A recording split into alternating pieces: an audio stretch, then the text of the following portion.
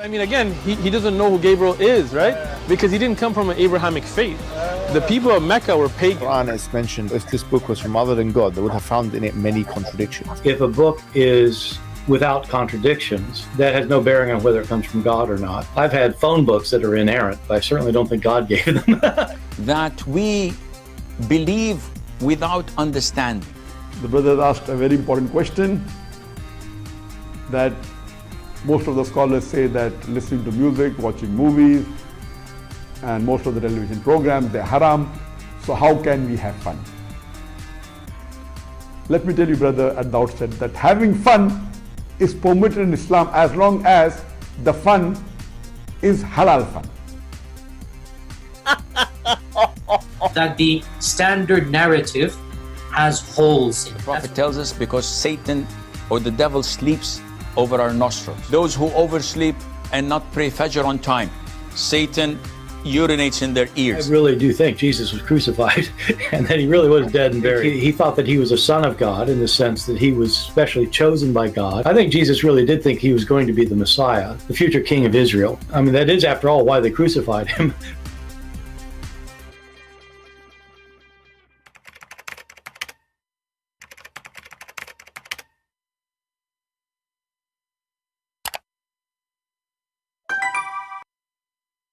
Hello everyone, and peace of Christ to all of you. Please invite your friends and let us have some good time together. Always you notice that Muslims, they love to debate those who do not know anything about their religion. The second they knew that you can get them busted easy, they avoid you, they stay away from you. But they will make a challenge just to, like, come here and I will debate you. If you are a man, come here, okay? But they go online, they debate online, but not with certain people. Here we have a brother of us. He was here in this channel before, if you remember him. He went then, you know, he went to their channel, to their physical location. And look what they said to him. I wasn't here. What's up, Maz? You good, man? Alhamdulillah. What's your name? Alhamdulillah Rabbil Alameen. Mishael. I forgot that. I was going. All right, I need to use it like a million times. But if you guys want to take videos and stuff, you can come when the chef is here. Yeah, because we prefer, like, if you want to talk to him, like, we don't really like to do any of the, like, talks or anything. It won't be on you. We're not here to debate. Like, I'm not debating either. I only ask questions, guys. You know me. no, but still, like, I don't like to be on camera. Like, most of the brothers you see, Uthman is the only one on camera. So we don't like to go on YouTube and like to talk. So, okay, so if someone comes up and I'm just recording just me, it's my voice, just me, recorded on me, not even pointing at you, still no? It's no point. I think it's good. It's good for conversation. I don't think it's good. Because look, a lot of people don't have these conversations. They are, it's a lot of, vitriol, a lot of fighting, a lot of bad energy. But if it could be shown that Christians and Muslims could have these conversations without any animosity, it's extremely possible. It's better for you to talk to Sheikh Uthman because he's not here. One that has knowledge, right? He's not here. You guys have knowledge too. Next week, inshallah. You don't have knowledge? Not really. Yes, you do. You're over here doing dawah. Yeah. So you can literally tell me why I should become a Muslim. You can tell me now, right? Have you read this one? You tell me. No, I don't. What is that? A brief illustrated guide to understanding Islam. What is it about? I would rather talk to from the horse's mouth. That is how I learned. Asking me, yes. So don't read it up. I have you right here. This is better than me. Okay, let me ask you this: why, as a Christian, why should I be a Muslim? Just give you a book. No, I'm okay. Avery, we're not here to debate, bro. I'm not here to debate either. I'm not here to debate either. They will not debate. Suddenly, they do not know da'wah. Suddenly, they have a booth in the street, and to tell people about Islam, they don't even want to tell that guy about Islam. You just say to them, okay, I'm not debating you, just tell me why I should convert to Islam. They give him a booklet. Because now they learn that whatever they say to him is not only him is going to do fact check. There's a lot of people that are going to go and get them busted. So Sheikh Uthman is missing. Nowhere can be found. His team will never answer any question. And they are the one who invite us to Islam. And actually, our brother Omad, he made a video about Sheikh Uthman is missing. I don't know if you watch it. It's like a movie, actually. You know, when I saw it first time, it says, "Warning: this video contains graphic content." I said, "What the heck is that? That must be a horror movie." You know, or what is that? You know. Hey guys, look, something's really been bothering me. Since we've debated Sheikh Uthman, we haven't been able to find him anywhere. Like, he just disappeared off the face of the earth. Where are you, Sheikh Uthman? Where have you been? Where are you, Sheikh Uthman? Where have you been? Sheikh Uthman! Where are you, Sheikh Uthman? Where have you been? I come here every week to Uthman's turf. Now it's my turf.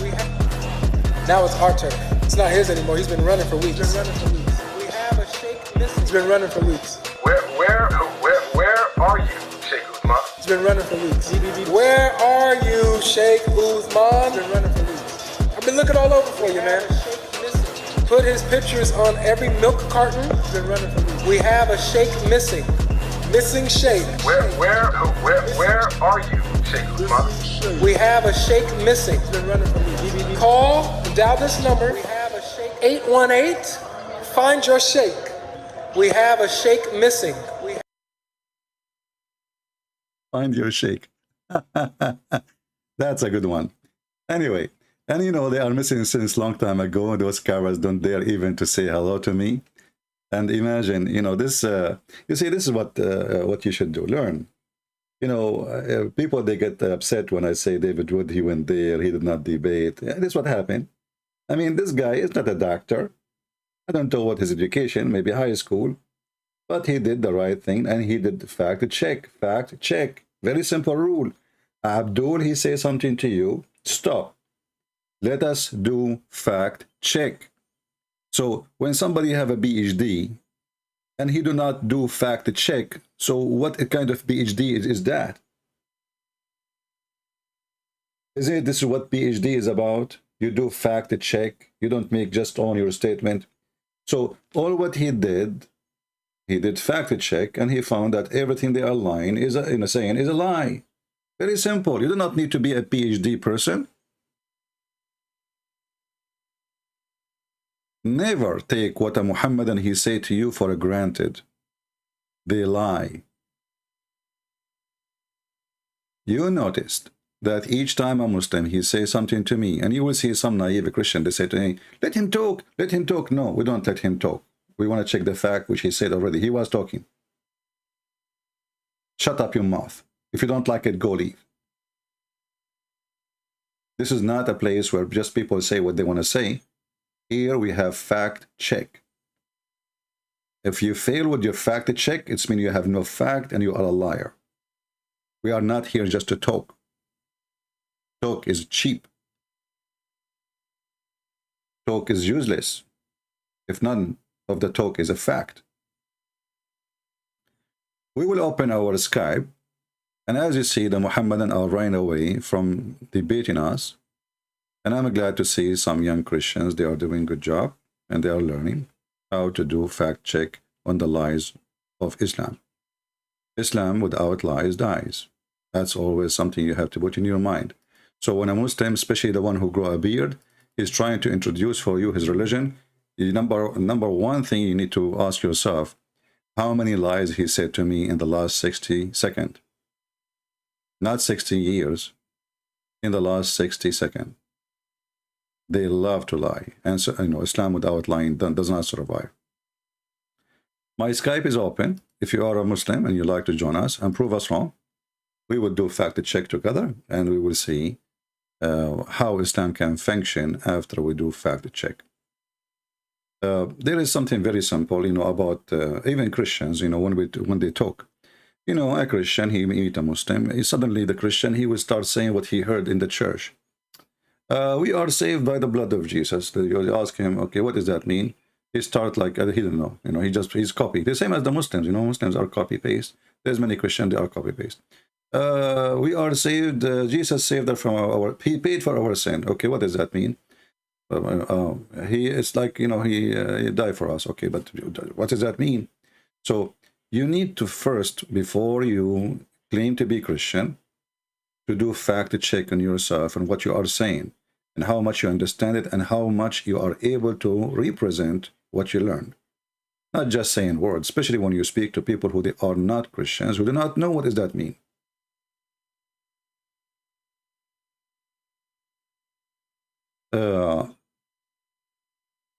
One of you here just asked me in Patreon, and we said 1,000,000 times, don't send me email in Patreon asking questions.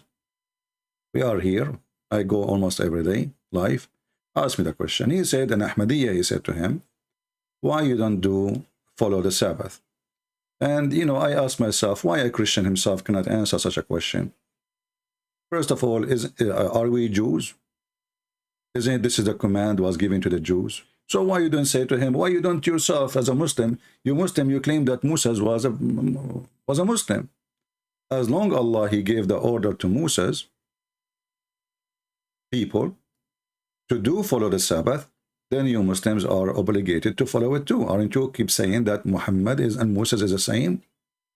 And Moses was a Muslim, Isa was a Muslim, Abraham was a Muslim. So how come the Muslim Moses, he have Sabbath and you don't? Why you don't respond right away in the speed of light and get them busted? And even the stupid Quran say clearly that this is a command Allah he gave to Moses to give to his people. But because the Muslims, they say that the Jews are the same as Muslims, specifically Moses and his people, then the Muslims, they have to follow. And as you see, Sabbath is very serious for Allah, to the point he made those who transgress in the Sabbath pigs and monkeys. Chapter 2, verse number 65. And this is alone actually proving to us that Islam is a fraud, because if Allah, he made somebody pig and a monkey for transgressing or like doing something wrong by not obeying the Sabbath, he made him a pig and a monkey. What about rape? What about child molestation? What about killing? Which one is more ugly? Somebody he decide to water his plant on Saturday, or somebody he rape a child. So Allah, he will make you a monkey and a pig for disobeying Sabbath, but he will not punish you for the bigger crime. Obviously, this is a fiction. And as you see, this is Moses speaking to his people about the Sabbath, and he ordered them to do so. And you will see here, it says that Allah, he took a covenant with the Jews.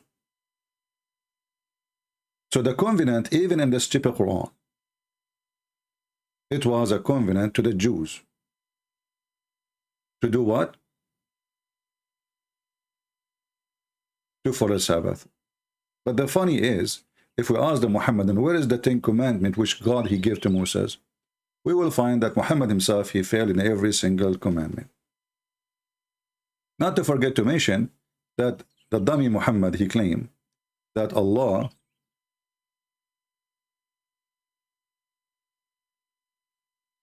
he misled the Christians and the Jews from following the right day.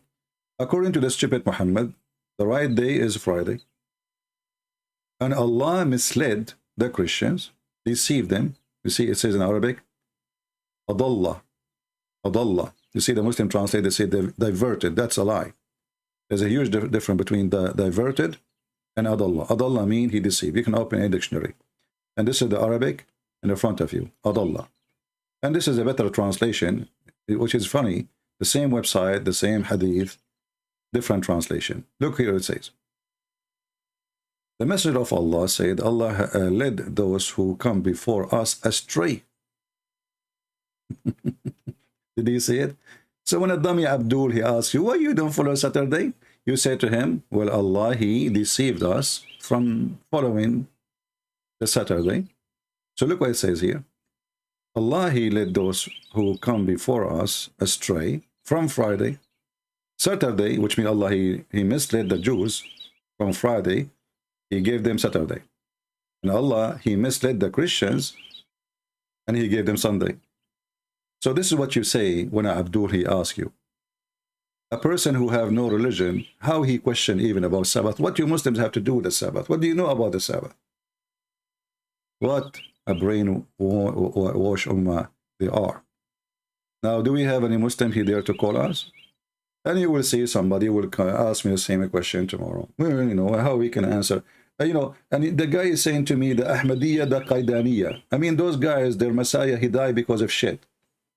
They claim they have a Messiah, and this Messiah, he died because of cholera, diarrhea. So they are worried about our Sabbath, but they are not worried about Messiah. Their Messiah died because of cholera. I mean, you know, the Messiah is the one who healed people, right? So how the one who healed people die because of shit? If you remember last time we showed you the Ahmadiyya they have in their website, they says those who accuse the Messiah, peace be upon him, they are talking about their Messiah, Ahmad Mirza Ghulam, that he is a false Messiah because he died because of diarrhea. They do not know that the same reason proved that he is the Messiah. So according to them, because he died because of diarrhea, he must be the Messiah. Can you believe it? So a person who follows a person who died because of diarrhea, he is not worried how this person can be the Messiah, but he is going to question you about Sabbath. The religion of fornication, the religion of sleeping around, the religion of child molestation, the religion of theft, the religion of no ethic, the religion of cheating, the religion of lying, and then they say to you, why you don't follow Sabbath?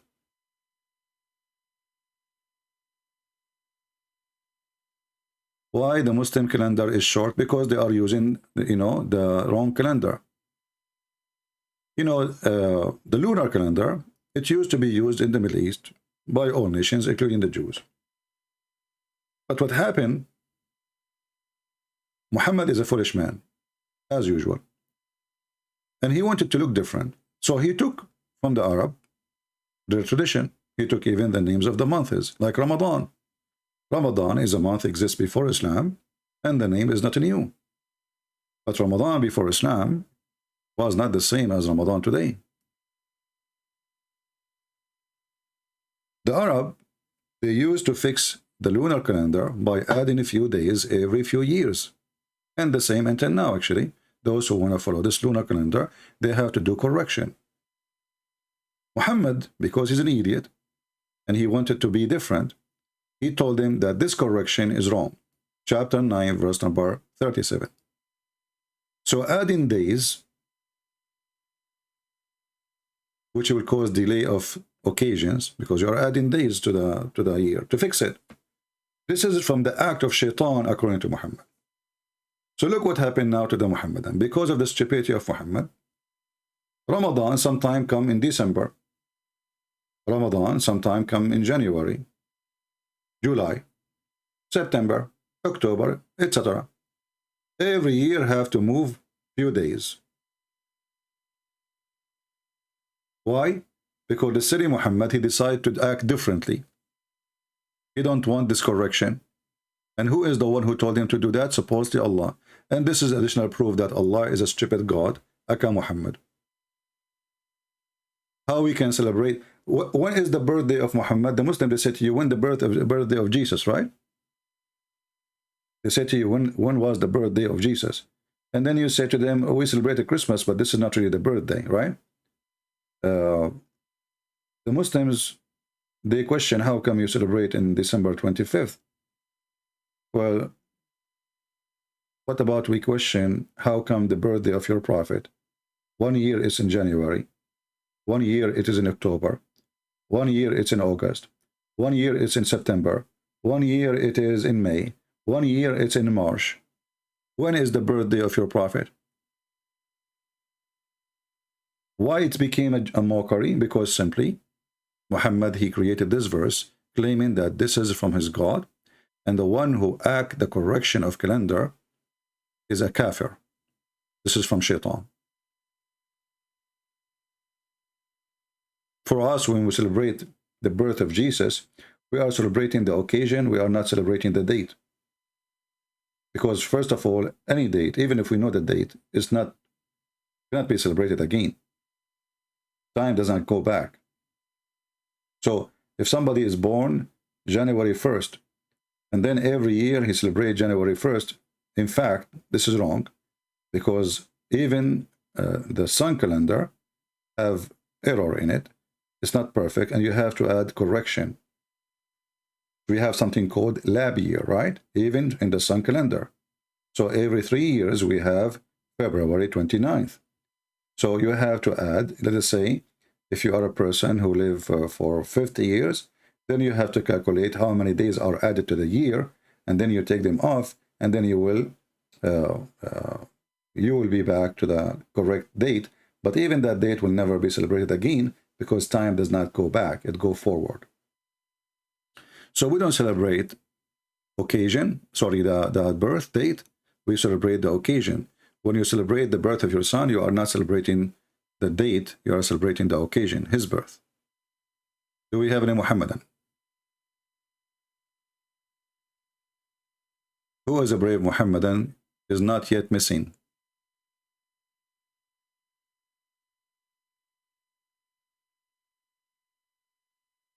Anyone? Who is a Muhammadan would like to join us and show us his intelligence? As you see, your Sheikh is missing. Your Allah is missing. Where is your Allah to answer us? You see, when the God of Islam, he decided to become smarter, so he decided to make a threat to the Christians. So what he said to them? He said, Christian friends, if you don't believe in me, okay, I am going to erase your face. I'm going to erase your eyebrows. Man. I'm going to make your face backward. What the heck? You go to Christian Prince to shake hands with him in the front, you find his face in the back. All of this was made by Muhammad as a threat to believe in Muhammad right now. And nobody believed. But not a single person, Allah, he did erase his face, zip his mouth, put his eyes in the back, as the verse is saying. So it was a catch-up threat, like the threat Mr. Sheikh Uthman he faced. We have your video, we are going to post it later, and never posted anything. We have you in video, we will find you, and nothing posted. He did not even report to the police because it's a lie. So who is a Muslim can explain to us how come? You see, Jesus the Messiah, he cursed the tree died right away. Do you know? And it is a fig tree. Maybe some of you do not know how hard really to kill a tree, normal tree. What about fig? Fig are very aggressive. They can live in the middle of nowhere, in the desert. They can handle the most harsh weather. They can stay without water for a long time. Jesus says one word to the tree is dead. Allah, he said million words for the Christians, and nothing happened to the Christians, as you see. Catch up, God. He said he will erase our faces. And if you say this is in the day of judgment, well, the stupid Muhammad, he added his own words to cut you busted. Look what he says. The same as we did to those who broke the Sabbath. So this is not going to be happening in the judgment day. The Jews, supposedly those Jews, they did fishing on Saturday. And right away, Allah, before the end of the day, he made them pigs and monkeys. So this is not about the judgment day. He said it clearly, the same as we did to those who broke the Sabbath. Do we have any Muslim? Who is a beautiful Muslim? Sponsored by Allah. Because remember, Allah will give you all the answers you are looking for.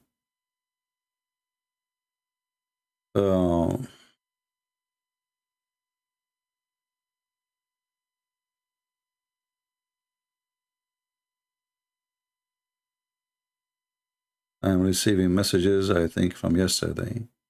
Okay,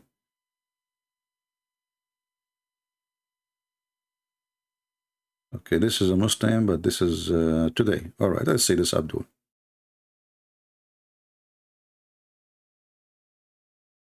I hope it's not Mr. Fufu, the stalker.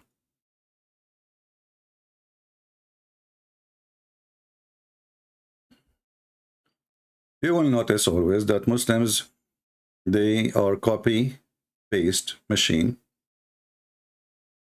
and their answers, because it is copy paste, it's foolish. We are calling this guy, he is not answering. He is not answering.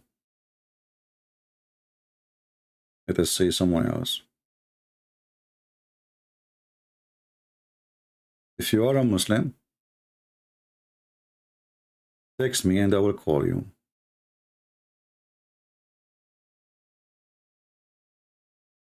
Until now, I don't see anyone.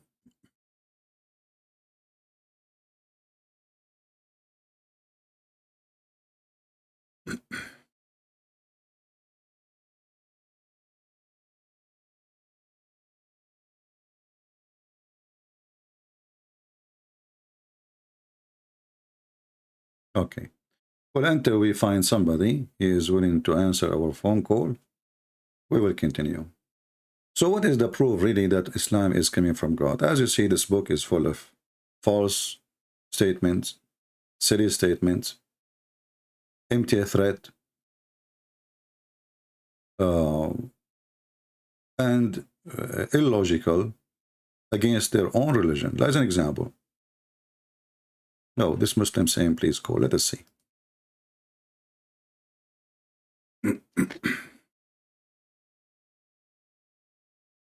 We are calling him.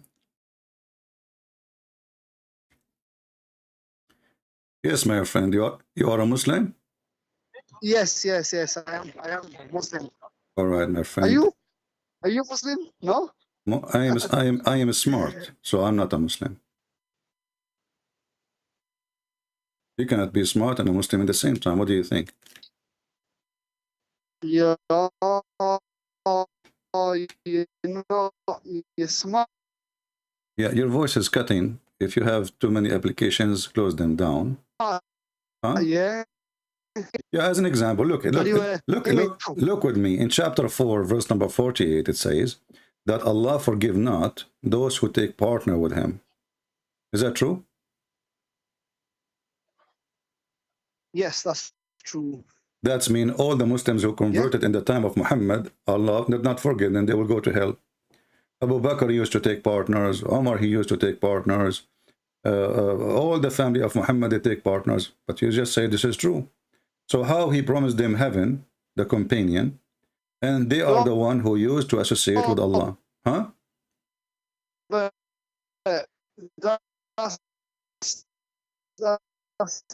I cannot understand you, my friend.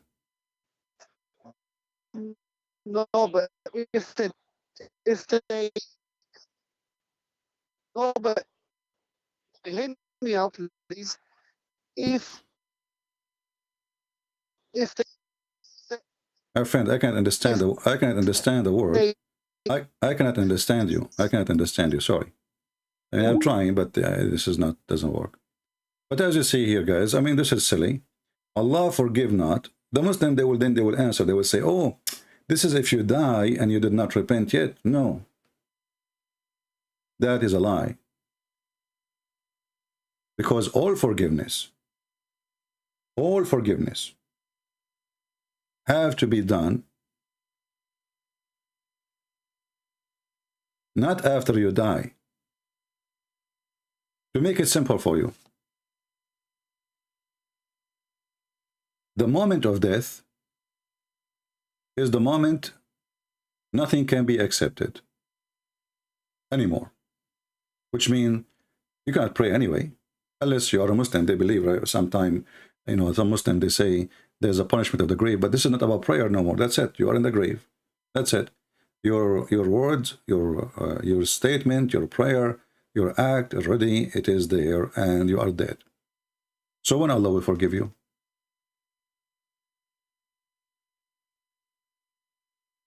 A Muslim will say to you, well, in the day of judgment, this is when he forgave or not. Okay, no problem. But then You repent when? You repent only before you die, not after you die. And here it says, Allah forgive not the one who take partner, which means even if you ask for forgiveness, He will not forgive you.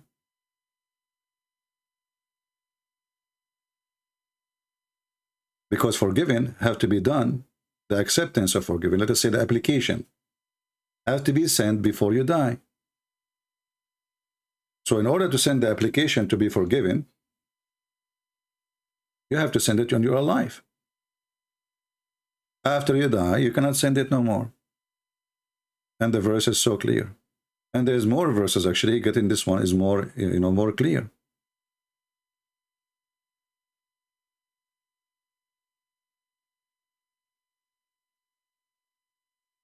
The Quran says,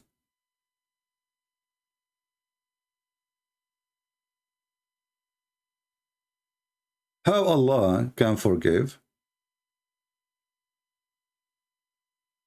anyone who left the religion after he became a believer, anyone who became a kafir, unless he was forced to. Forced to, this is a different story. I can agree. Like, somebody, he forced him, he says, say you are out of Islam or I will kill you. And the guy, he said, okay, I'm out of Islam. Okay, no problem. But the verse is so clear. The one who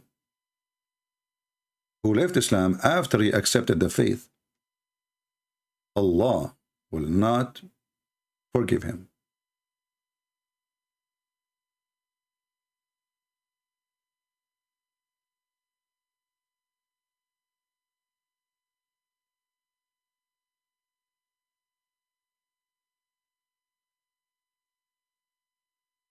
And there is more verses.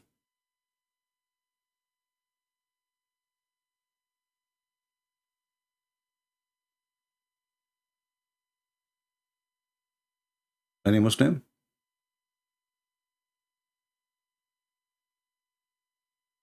You want to call me so we can show more verses?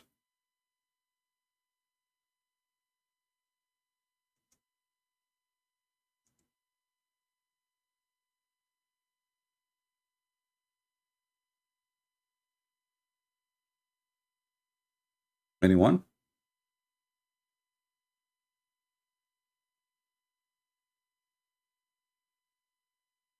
We go to different verse just to show you that everything we say is consistent.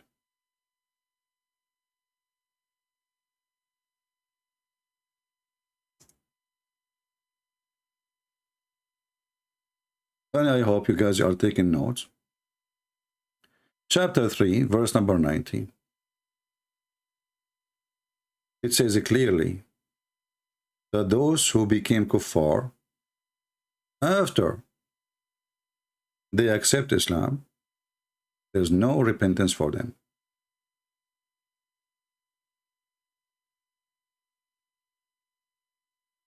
So this is a person, he's alive. He was a Muslim. He left Islam. And now he went back to be a Muslim.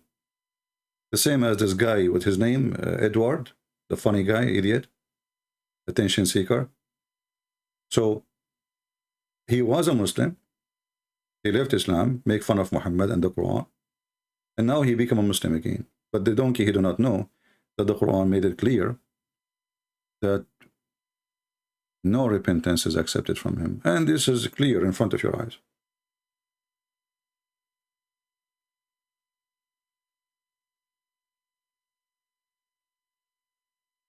Do we have any Muhammadan?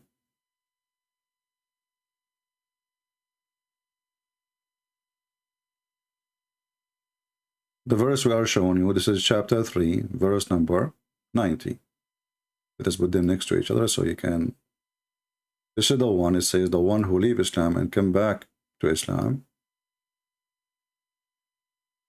it's not accepted from him. But you will notice that the Muslim, they will not say that to somebody when I come back to Islam. They will say, brother, yeah, Allah, He can forgive you, brother. No problem, brother. Just come back to Islam, brother, But the verse in front of you.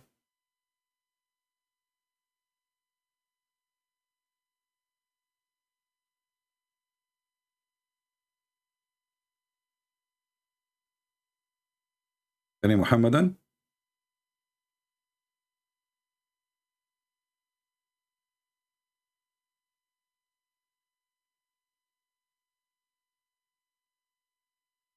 You see, guys, some people, they are diverting you from our topic, and we see people talking about Israel and Palestine. Wake up and focus with me. If you want to refute a Muslim about Israel, don't be a foolish, and don't quote for him from the Bible, quote to him from his book. The Quran confirmed that this is the land of the Jews. Don't waste your time. They don't believe in the Bible anyway. Chapter 5, verse number 21. It says, O my people, enter the Holy Land which Allah has assigned to you. Who's talking? Moses.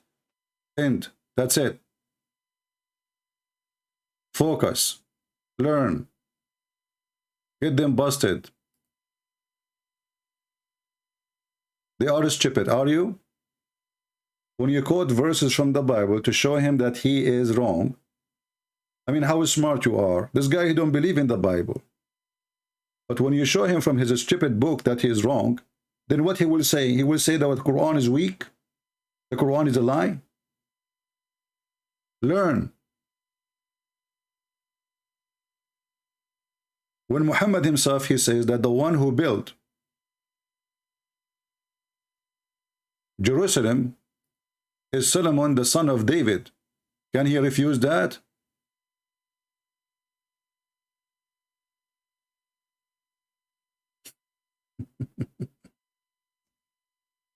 Can he spit at his prophet?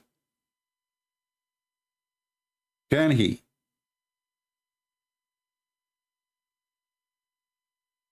They love to divert you from the topic so you don't laugh at their religion. And they're always successful, by the way.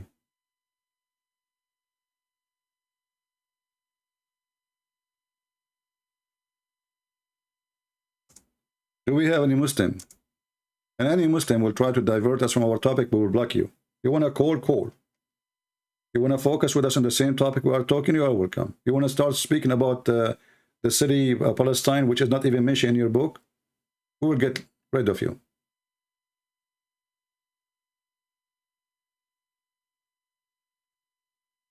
Any Muhammadan have a comment?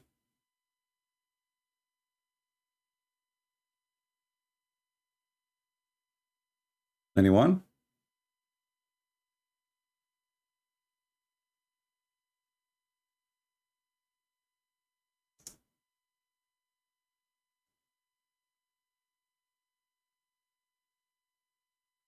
If we read here, let us see if we can find the reference for you.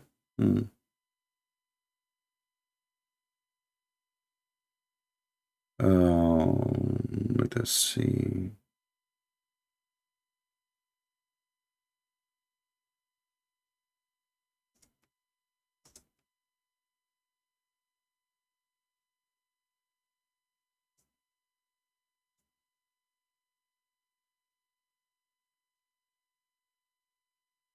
Okay, we cannot find this one. We will find the other one.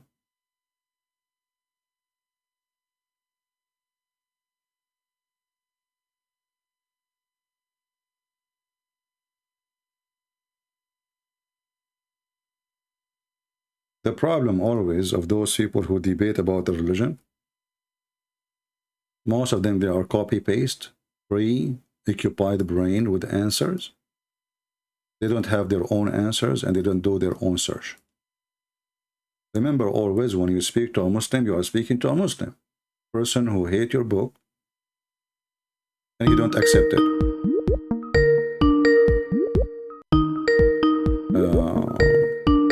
Let us see this person.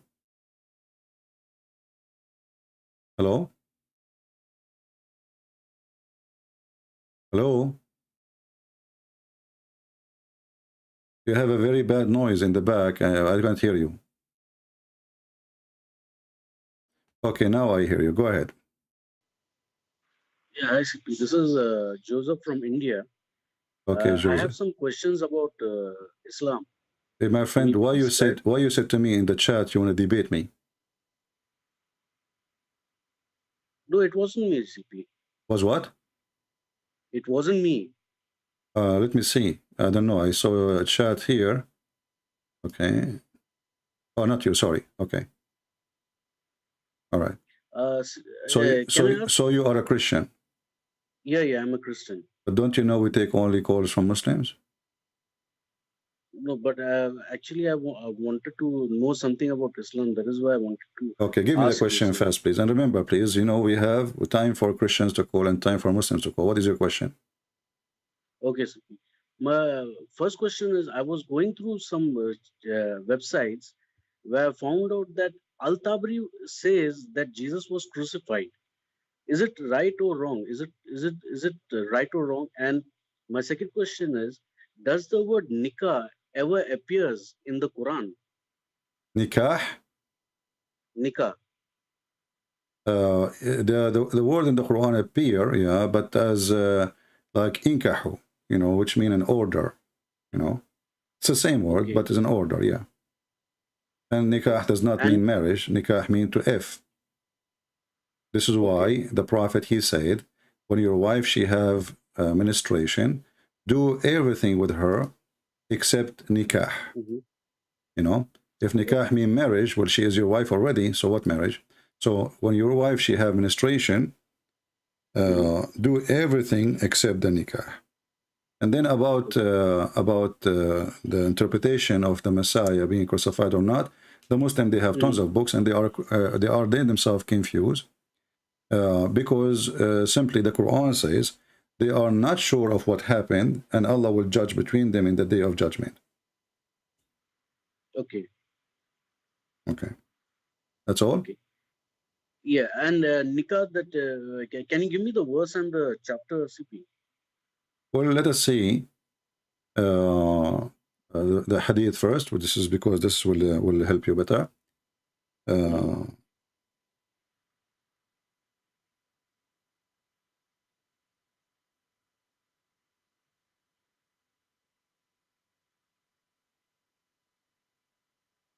We are going to put it out for you. Here we go. And we will show it to you in English, so you do not need to look for it in Arabic. Muhammad is teaching the Muslims that you can do everything with your wife when she has her menstruation, except nikah. And the Muslim here in translation, you need to take a note that the Muslim in the translation, they translate the word nikah as sexual intercourse. But the word in Arabic is nikah. Isna'u kulla shay, and this is Sahih Muslim, hadith number 302. And this is Sunan Ibn Dawood, hadith number, and this is Sahih again, hadith number 258. And this is again Abi Dawood, hadith number 2165. And you will see here in Arabic, it says, جامعوهم في البيوت واصنعوا كل شيء غير النكاح. So when your wife, she have her menstruation, lay with them, you know, have sex with them, but not intercourse. And nikah simply is to F. All right? So when they lie, they say the word nikah does not mean what Christian Prince is saying, the proof in front of your eyes.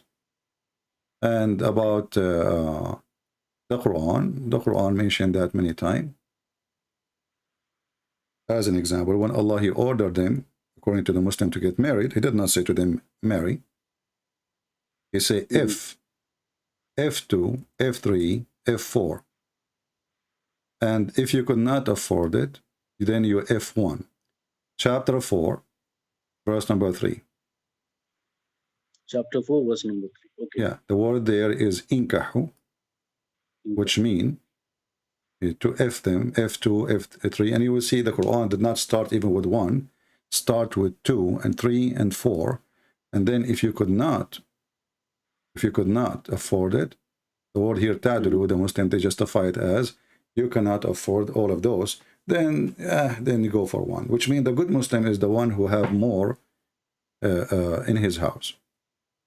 And then in 114, the same chapter says that any will never be just. So the Quran is a stupid book. How you say to them, go and F2 and 3 and 4, and then if you cannot be just, then and you will never be just, you know. Yeah. So actually, let's see. لن تعدلوا. Hold on, give me a second just to remember exactly the verse.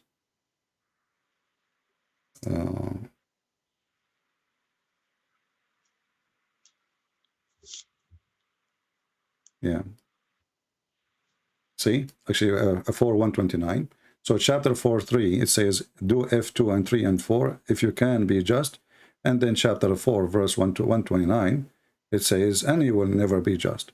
So the Quran obviously is a stupid book. How you say to them, go and F2 and 3 and 4, and if you cannot be just, then 1. And then the same chapter, verse number 129 says, and you will never be just. All right, my friend, thank you for calling. Okay, thanks. Yeah. Let us see. Where is the Muslim?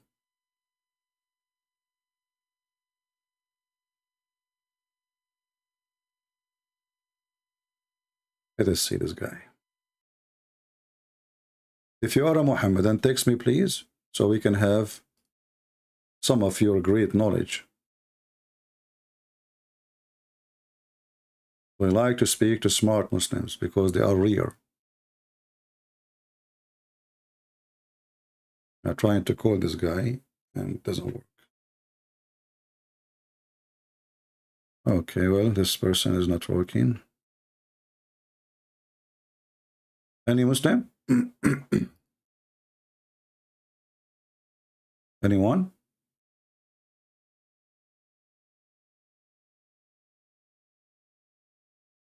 As you see, the Quran is a book of dilemma and too many contradictions and too many stupid things. So in one hand, Allah, he says, if you cannot be just, then you go and do one. And then the same chapter says, and no man can be just with women. You cannot. You will never be able to be fair and just between women. So he put a condition, and then he told you that the condition is impossible. And he made it clear to you that you should go and have 2, and have 3, and have 4. And if you could not be just, which is about, to be equal, treat them equally, mostly about women, about money, because Muslims really, they don't care for just. As you see, Muhammad himself, he was not just with his wives. And actually, even the statement here about 1 and 2, 2 and 3 and 4, I believe in the beginning of Islam, Muslim, they did not take it as 4 wives. They took it as 9. 2 plus 3 plus 4. And then if you go and check in the history, you will see how many wives the earliest Muslims they have. Then the Muslim, they will say to you, the hadith, that the Prophet says, any one of you have more than 4, let him divorce the rest. But this is not really the Quran. This is a hadith. We do not know if it's true or not.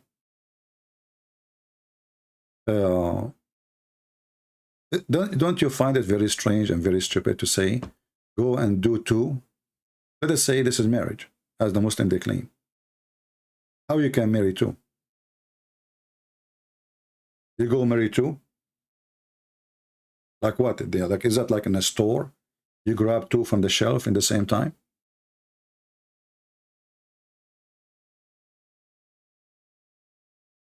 The language is stupid because the language is not giving us really a right meaning. Because nobody can go and get 2 in the same time. How that happen? He go to the grocery store, he told him to the guy, can you get me 2 women? How you can get 2 women in the same time? So and actually the whole phrase here is stupid. Look, and if you cannot be just with the orphan, what the orphan have to do with this? Because Muslims are having sex with the children. So Muhammad told them, go and have sex with the orphans, and this is the charity. Have you ever heard of a charity like this? You rape a child so you can feed him? So if you cannot be just with the orphan, the Muslim false translation says, marry women of your choice. The fact it says, inkahu, not women of my choice, no. whatever your taste is, whatever your taste, like your desire. Tab, coming from tayyib. Tayyib mean tasty. So, ma taba lakum min nisa, whatever tasty women you like to have, starting with 2. And you see the translation says here, or, but the fact it doesn't say or. In Arabic it says, mathna wa thalath, 2 and 3 and 4. So the Muslim, in order to fix the stupid Quran, they added or.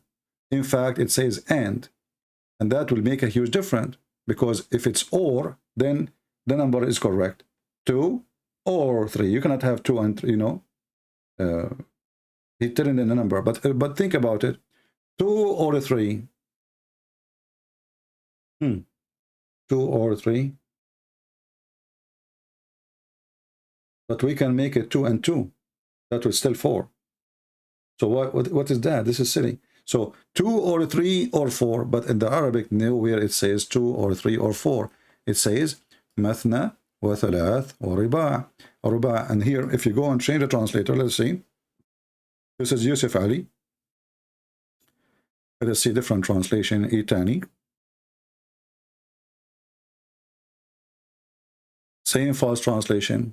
Or. That's false. Let us see different translation. At-tab. Or. Not even a single one of them is honest. Unbelievable. Different translation. Mawdudi. Mr. Doody. Doody, he says, or, he's adding or too. That's false. Muhammad Asad, I think they copy from each other. I don't think they are making translation really. Okay. If you have a reason to fear that you might, I mean, look, this guy he added a new paper, you know. What if you have, okay, a reason, okay. So 2 or 3 or 4, the same garbage. I don't think we will find one of them is honest. All of them, they are saying or. But the easiest way to do it, this is the letter, wa, here, this letter, wa, let us zoom in. You go right now, you type the letter in Google Translation, and you will see wa in Arabic mean and. Or you can open dictionary. Actually, we can do this. But maybe that will be hard in search engine because it's one letter that will show us million words. You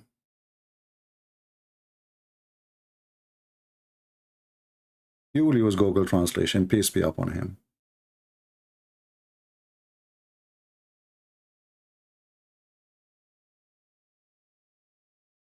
Copy.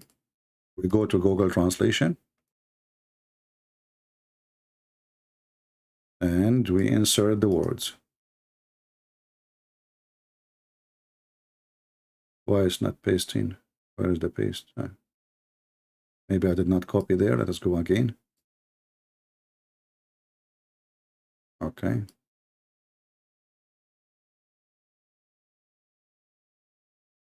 Okay, let's just do this. I don't know, for some reason it's not pasting. Here we go. See? It is and.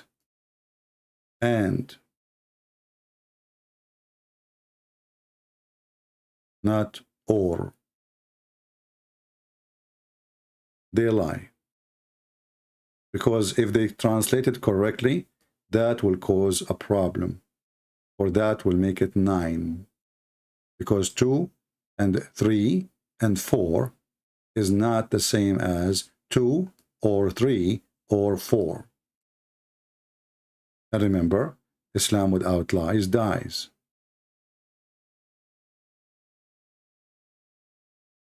Do we have any Muhammadan?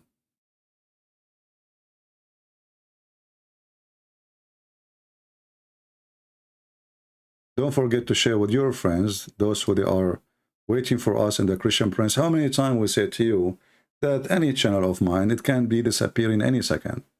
My channel there is still there, but people, they are waiting for me there, and I am here. Why?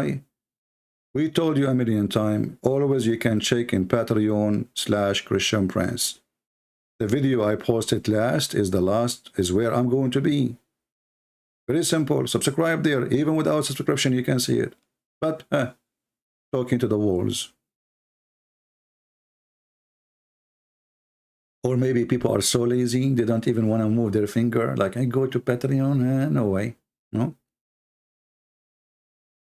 Anyway. We are live with 600 or 500 or 2,000, doesn't matter. We are live, alive, and Muhammad is dead. Do we have any Muhammadan want to say anything? As you see, wherever we go in the Quran is full of stupidity and mistakes, and nothing makes sense. What kind of God he says to man, if you fear not to be dealing fairly with the orphans? What does have to do with sex?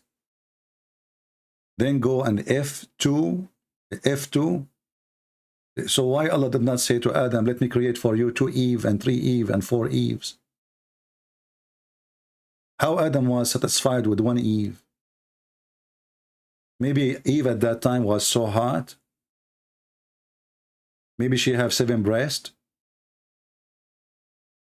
Isn't it the Muslim, they say Islam is the religion of the fitra? Okay, what fitra? They say natural. Okay, a natural. Adam and Eve, man and a woman. Are we chickens? 1 rooster and 10 chickens?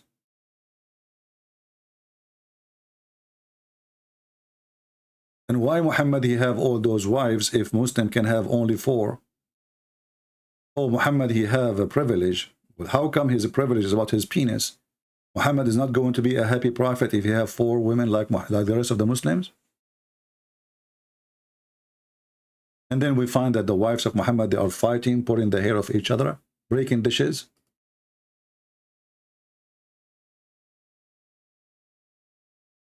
Do we have any Muhammadan?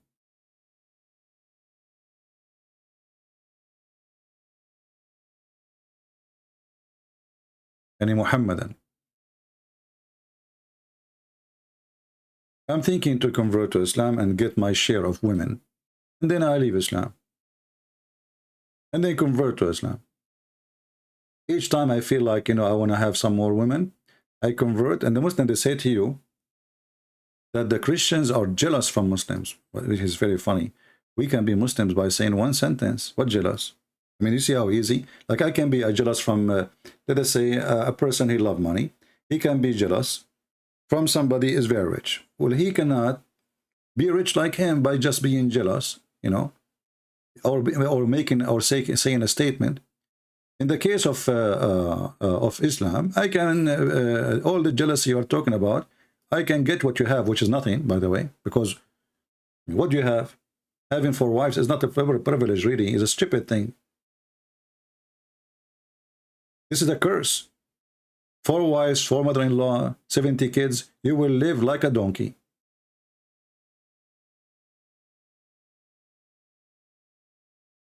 And then you go to heaven.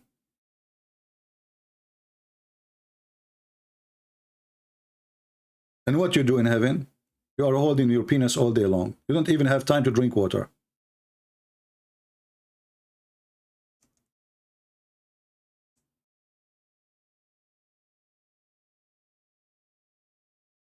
The Quran says that the Christians, they would love to take you away from your belief and make you a kafir, which is very funny. And what is the reason the Christian they want to do that? Because they are jealous.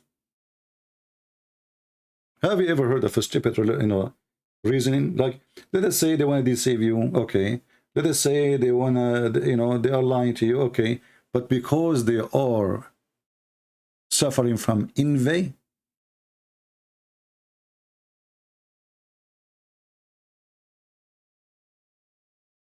huh? We can become a Muslim by saying a Shahada. It takes us 2 seconds. This is the reason the Christian, they want you to leave Islam. Because they have envy. Is that because your roads are messed up and there is no security, there's no safety in Islamic countries? A woman, she can't walk alone in the street to the point she need a guardian? You see how secure Islamic countries is?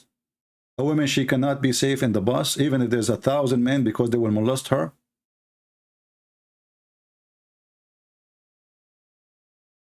Don't you Muslim, you put guards over the graves when a young woman, she die? Because you're afraid that a bunch of Abdul, they will come and they will drag the woman from her grave and she is dead and you will rape her? What envy?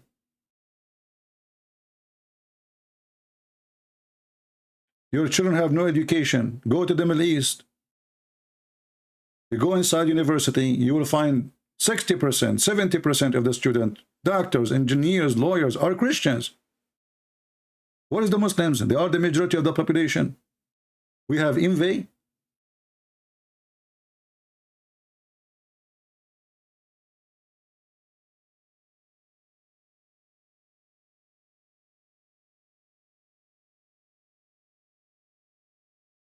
Any Abdul?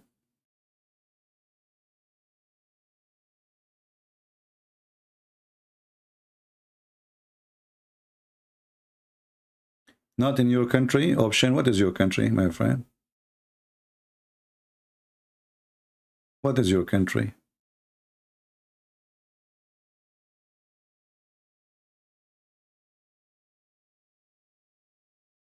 I never saw an Islamic country is safe and secure. Emirat is the place of prostitution, human trafficking, all madness. Saudi Arabia, a woman will disappear if she walk alone the street in 5 minutes.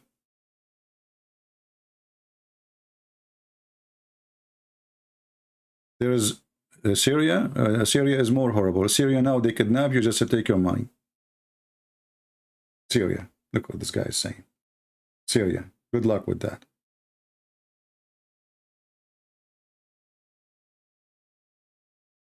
A lot of security in Syria. I believe you, my friend. Do we have any Muhammadan here?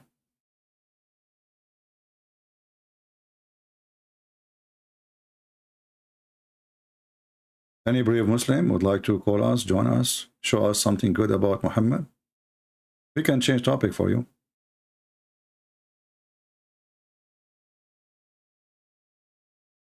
Get Middletown, Chicago.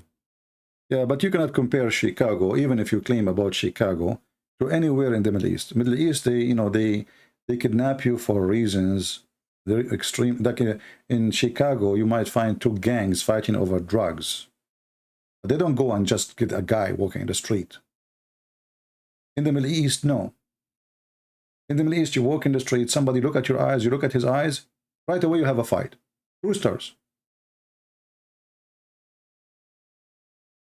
And then there's no just. The police is corrupt. The guy will shoot you. They take you to jail. After 5 minutes, you're out.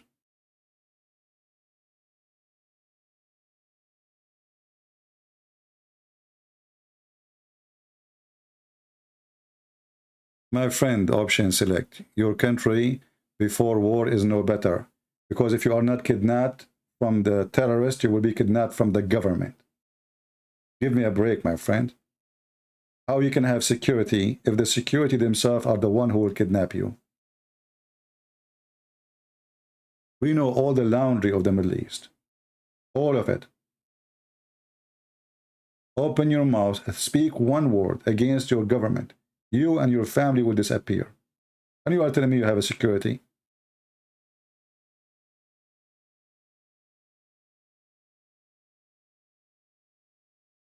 Jordan, Syria, Emirat, Bahrain, Qatar. The Prince of Qatar, he put his father in jail. His father.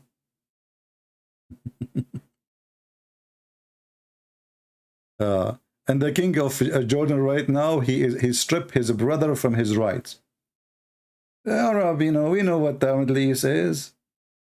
The number one people who betray, number one people who stab you in the back. Nobody is so good in stabbing in the back as people in the Middle East.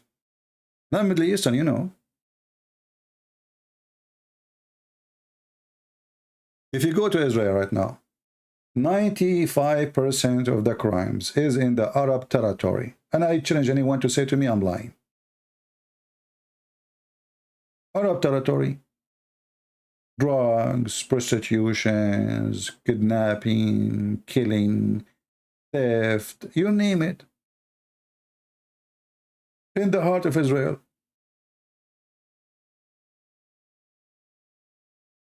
If you go right now and check how many Muslims in jail in France, you will find how high the percentage. But the Muslims in France, they have a low, I mean, they are not, they are big in number, but they are still a very low minority in France. So why the majority of people who they are in jail, they are Muslims?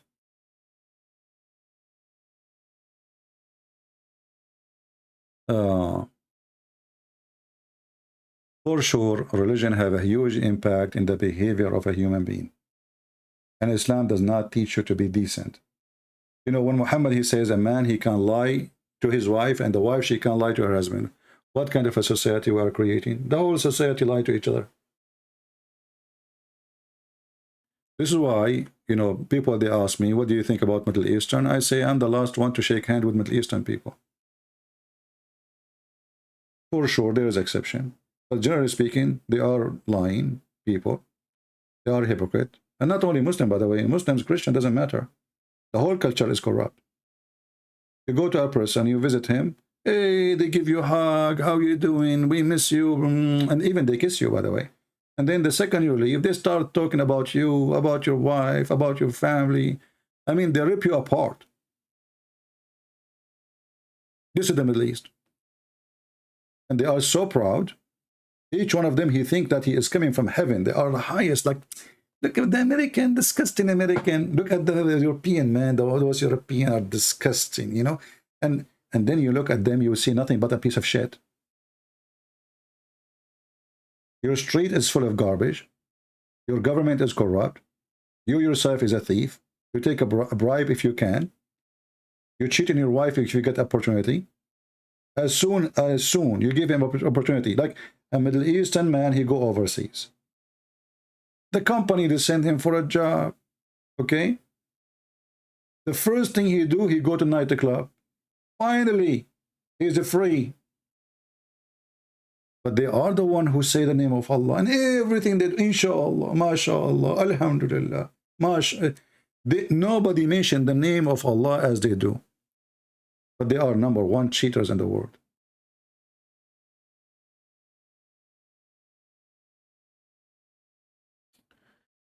Anyway, reality. And not only that, just to show you how corrupt they are, if a boy, if a young man, or even an old, he start having a sexual relationship out of marriage, the family, they will not be upset. If their daughter do that, oh man, they will kill her. This is brought shame to the family. They are very hypocrite. And then what their daughter do, they do it under the table, secretly, because how their son is having sex around, simply because there's other daughters from other families, they are doing that, right? Which means the whole society is corrupt. But everything is under the table. But when they find that their son is doing that, they are proud about their son, how many girls he slept with. This is the Middle East. Welcome. The land of corruption and fabrication and lying.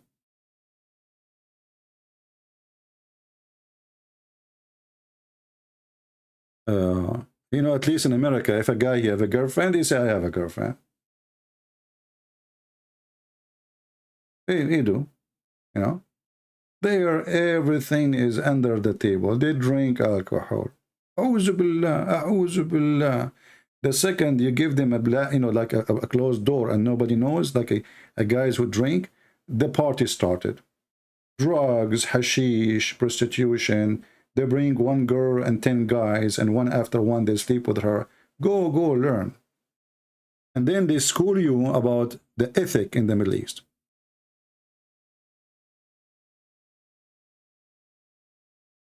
And as you see, I'm speaking not only Muslims, even Christian. They got their shares of the corruption too.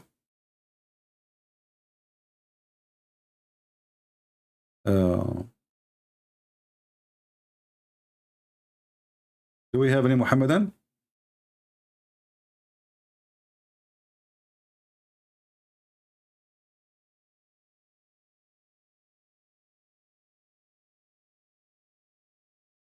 Anyone?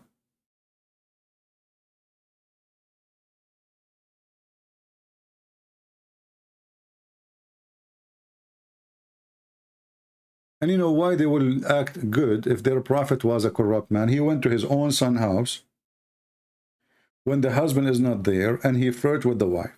This is the best man. You go to the Middle East, they will say to you, the prophet was the most ethical. He is the highest. Who can be like the prophet? I mean, who can be like the prophet?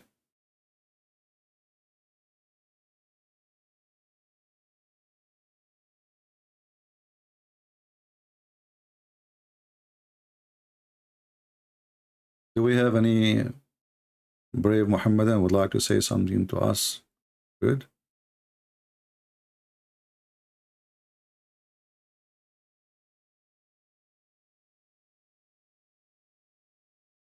You are very hypocrite.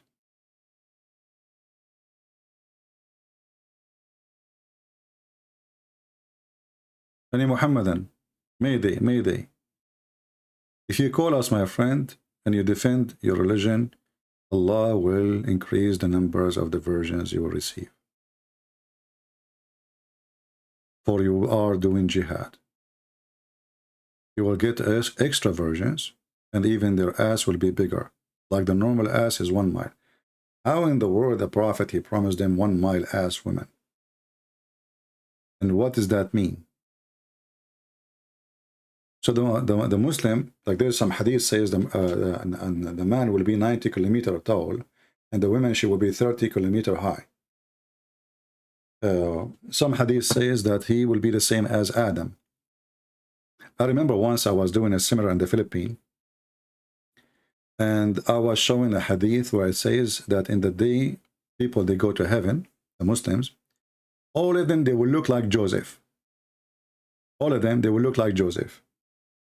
Joseph supposedly was very handsome in the Quran, that when the women, they saw him, and they were using knives to do vegetables, because he's so good looking, they cut their hands. Like, I mean, come on, you see Joseph? You cannot. And they start cutting their hands, and they did not notice that they are cutting their hands because he's so good looking. So I was showing to them the hadith about they will look like Joseph. And there was a guy, a Christian brother, his name is Joseph, and he put his hand up. He says, they will look like me. The guy, he looked really, God bless him, he have no teeth, you know. He don't look good at all, you know. I mean, as a in the scale of look good, and people, they die laughing, you know. I mean, he's very humble to make example of himself. So he said, sir, my name is Joseph, they will look like me. His teeth is gone. I mean, I was saying, trust me, you look good, my friend, God bless you. But it was very funny.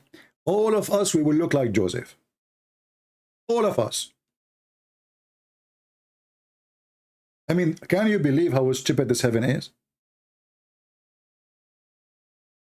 And this is why the Quran says that the women, they will be restrained in their tent.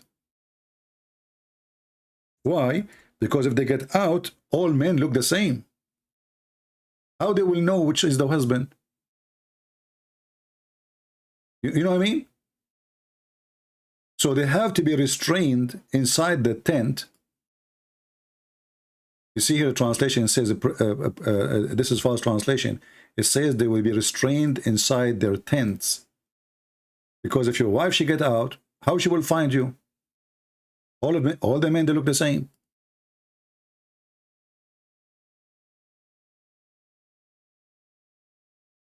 And not only that, all the women look the same. Especially the hur. All the hur, they have the same hair, the same face, the same age, the same height. And we as men, we will be 33 years old. We will be the same age of Jesus, same face of Joseph, and the same height of Adam, which means 6th floor high. So you go to a dating website in the heaven of Allah, you will find all women, they have one profile. The same age, the same name, and even they sing the same song.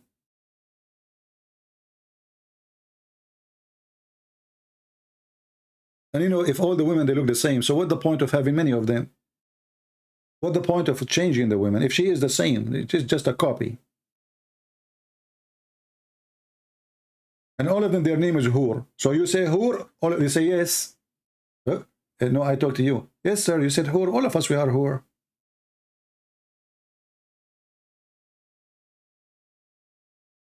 What kind of religion this religion is? And then the women, she will wear 70 veil, and all of them, they are see-through. And not only that, even the bones of those women, you can see through.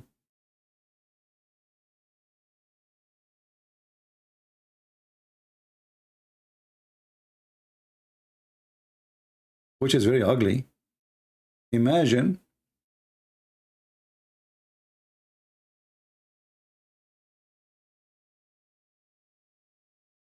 we are looking now, this hadith is about boogers. I'm looking for something and the boogers is coming in front of me. In case you do not know, the Muslims, they have a big problem in the time of the Prophet with boogers, because Muslims, they used to put their boogers in the wall, in the floor, everywhere. But this is not what we are looking for.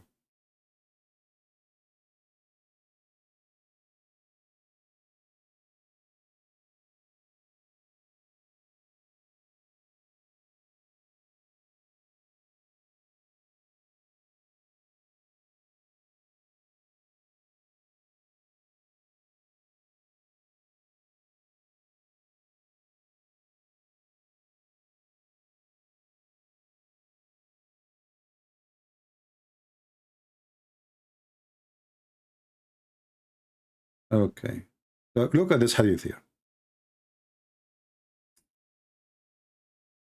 Ibn Umar reported from the Prophet saying, paradise is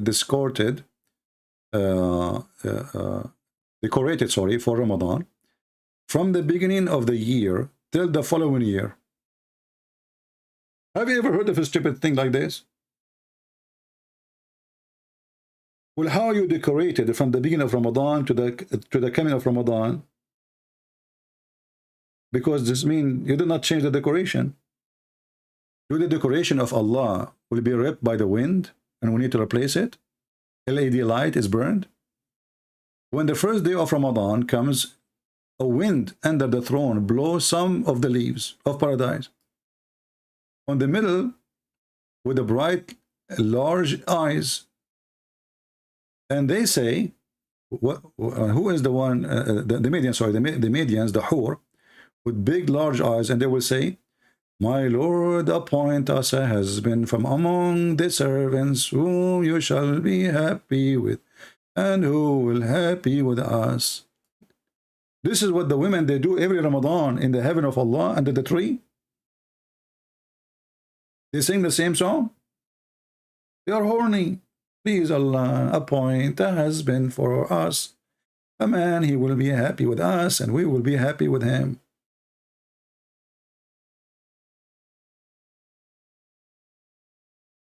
And you will notice that those women's songs activated with the winds, not with the Bluetooth. A woman in the heaven, she will say to a wife in the earth. This is a conversation between the wife of the Abdul and earth. Like Sheikh Uthman, he have a wife. So the Hur of Uthman in heaven, they will say to the wife of Uthman, hey, listen,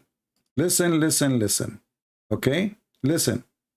The large-eyed Median saying, you must not to annoy him. God curse you. He only is passing guest with you and is about to leave you and come to us. I'm telling you, women are aggressive, man.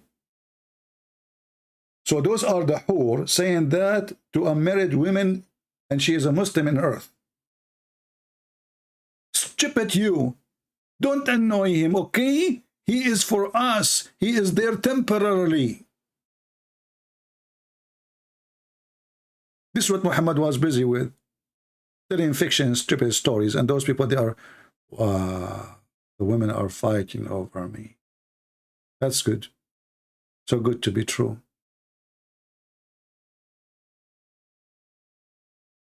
My friend, if women are fighting over you, you are at risk. You better buy insurance. Don't get excited.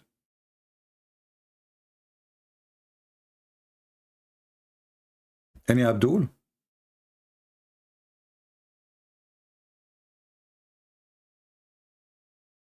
Do you think Hezbollah can be defeated by Lebanese army? You know, Lebanese army, you made me laugh. Half of the Lebanese army is members of Hezbollah. You know, the Shia, they are controlling Lebanon. The president is a Christian, but he is a fraud. You know, all what he cares is making money, give him positions. And the Shia, they are in all branches of government. The police, you know, and I'm talking about Hezbollah and Harakat Amal, you know. So, no. If a war happened, the Lebanese army will split, will not stay. So those who they are with Hezbollah, they will join Hezbollah.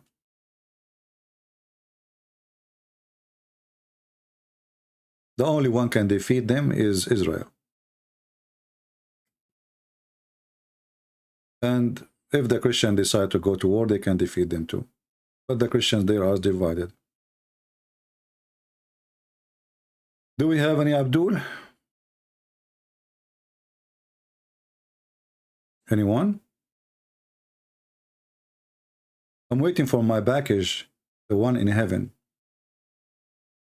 See, if any female of you here bother me, do you know what the whore waiting for me in heaven will say to you?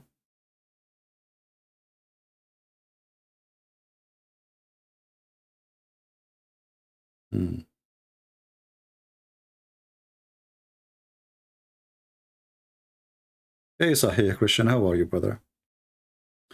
This guy, Sahih Christian, is an old brother of mine. I have known him for many years.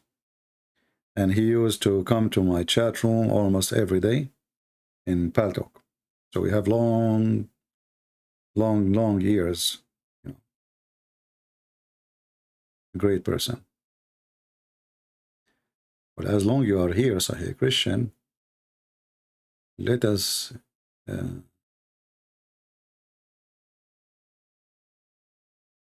where is his name?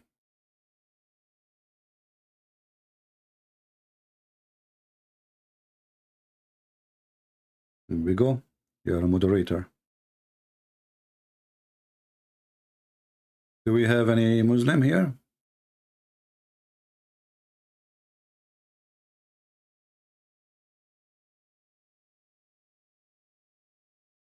Any Muslim?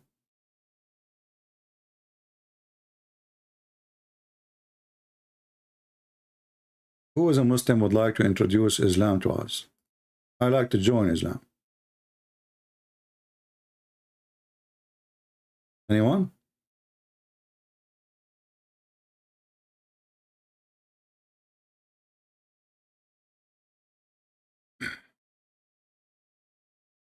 Look like we are out of customers.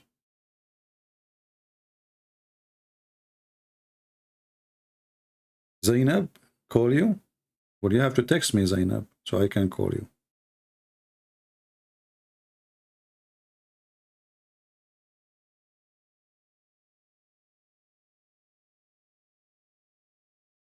If I make you moderator, you will suckle me? Really? Well, I prefer to get a cow.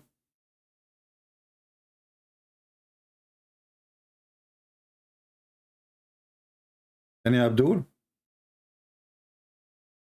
If you are a Muslim, you need to text me in Skype, and then I will call you. Very simple.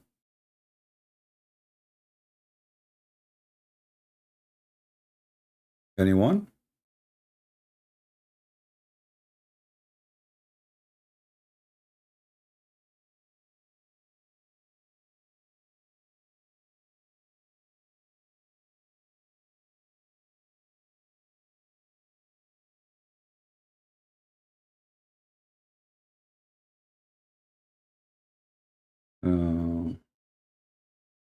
Yeah, actually, yeah. I mean, a religion teach that a woman, she can suckle a stranger, and they speak about decency and ethic. I mean, what the purpose of this suckling? A woman, she is adult, a man, he's adult, and they are not from the same family. And even if you are from the same family, imagine if your mother, huh? And you are now a man. How in the world you are going to put your mouth over her breast? Even if you are her son, but here the case is not for the son, the case here for a stranger. Even Aisha, she ordered her nieces, no one can enter upon her unless they have to suckle him 10 different times. And this was a verse in the Quran, but sadly, the goat ate it. And I believe strongly the goat did not eat this verse. I believe the one who ate it is the Muslims, because it was an embarrassment. Because think about it. If the goat ate the verse, don't the Muslims, they say we memorize the Quran? What happened to those who memorized the Quran? Okay, the goat ate the verse. Did the goat eat your memories, Muslims? Did the goat continue like she went, like she is a Trojan horse? She went to every single Muslim memory and she ate his memory, formatted his brain? And how, and what kind of a goat? She is very selective. Look, this goat, she select 2 chapters. She didn't eat the whole Quran. She ate only the one about stoning and the one about breastfeeding for adult 10 times. You know that the goat, she don't have hands, don't you? So what the goat did? The book was under the pillow of Muhammad. The goat, she jumped in the top of the bed of Muhammad.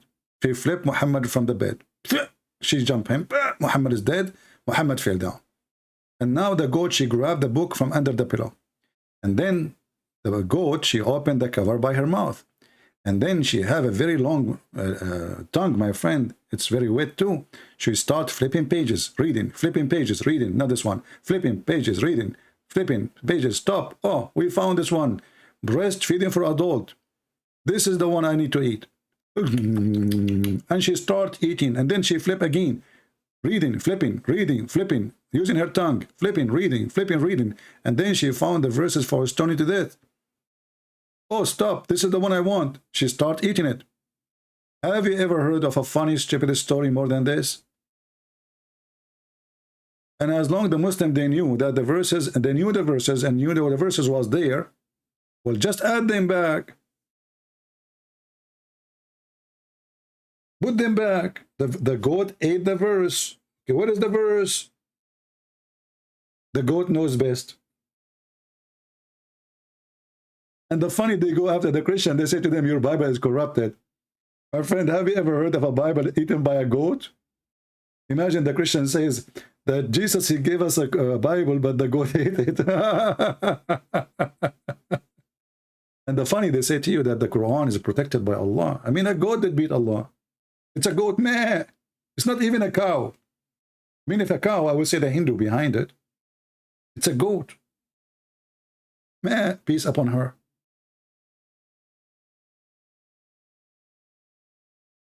And Abdul can answer. And then the Muslim, they will say to you, this is the Da'if. It says here, Hassan. Hassan mean good. Hassan, one of the names of the grandsons of Muhammad, supposedly. Hassan mean good. Have you ever heard of religion? I mean, look how they lie. It says Hassan. They say, no, this is Da'if. It says Hassan. Hassan mean good. Da'if, Da'if. Idiot. Isn't it Hassan one of the names of your prophet, the grandsons? And it mean good?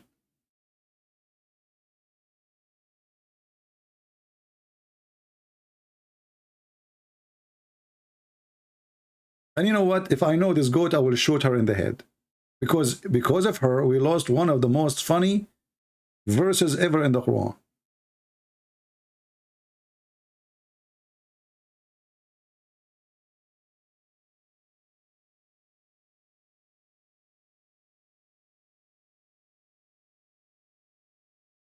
Anyway, do we have any Abdul?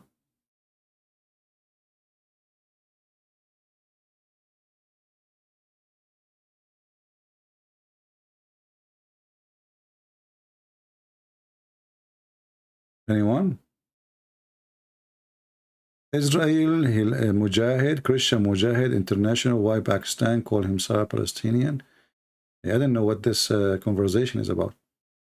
Focus with me, guys. Focus with me. Otherwise, I will send you to heaven. I have connection. I'm an Arab. This God, he speaks only Arabic.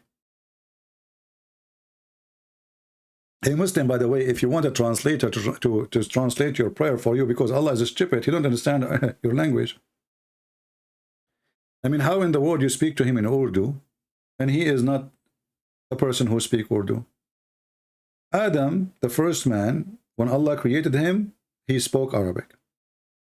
This is the language of Allah.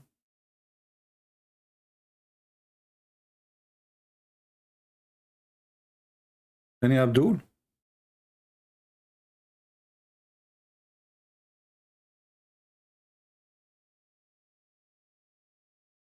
And by the way, this goat is until now wanted, so if you have any information, you can call the Crown Prince of Saudi Arabia or Hassan Nasrallah, the head of Hezbollah. Because the Shia, in case you do not know, they agree that the Quran is corrupted and the only true Quran is the one with, what's his name? Al-Mahdi. Fatima, she will give it to Al-Mahdi and Mahdi will bring the Quran with him.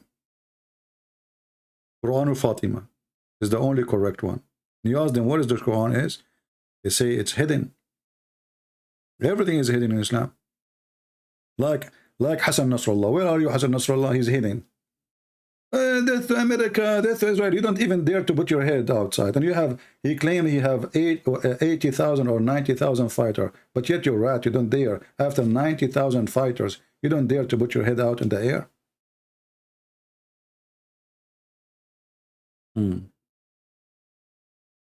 Yeah. وَدُّوا لَوْ تَدْهُنْ فَيَدْهُنُونَ. Yeah, this is another stupid thing. Oh boy. Any Muhammadan? Look like today it's dry. Yeah, this is a verse actually here.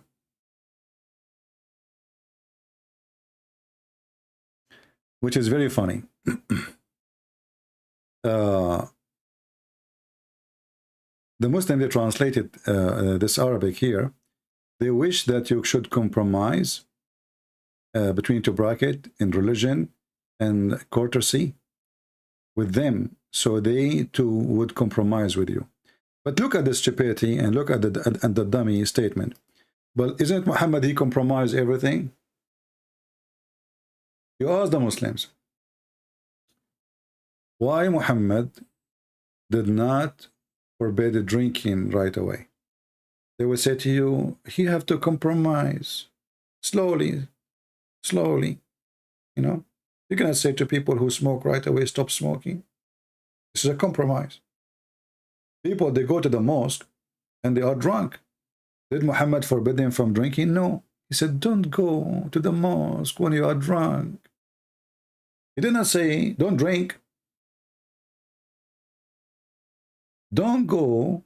And because the Arab, they were laughing at Muhammad and his people, they go to the pray in the mosque and they collapse. The guy, he stand up, Bismillahirrahmanirrahim. Abdu, what happened? Even Muhammad, he compromised with dogs. Dogs, they used to go inside the mosque, the only mosque he have, and they piss in the middle of the mosque. And Muhammad never clean after them.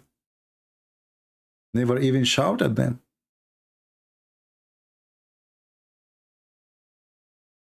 And this is Sahih Bukhari. My father said, during the lifetime of Allah Apostle, dogs used to urinate and pass through the mosque. Between two brackets, come and go. I like it, by the way. I mean, look how the Muslim, they explain it to us, because you might be slow. Look, come and go, come and go, come and go. And they come to do what? To piss.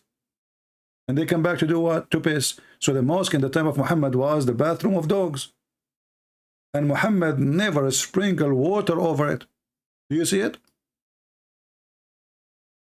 And you need to remember, the mosque at that time was a small, tiny room. It's not like the mosque you see today. You know, they put marble, air conditions, massive, huge. It was just a tiny room.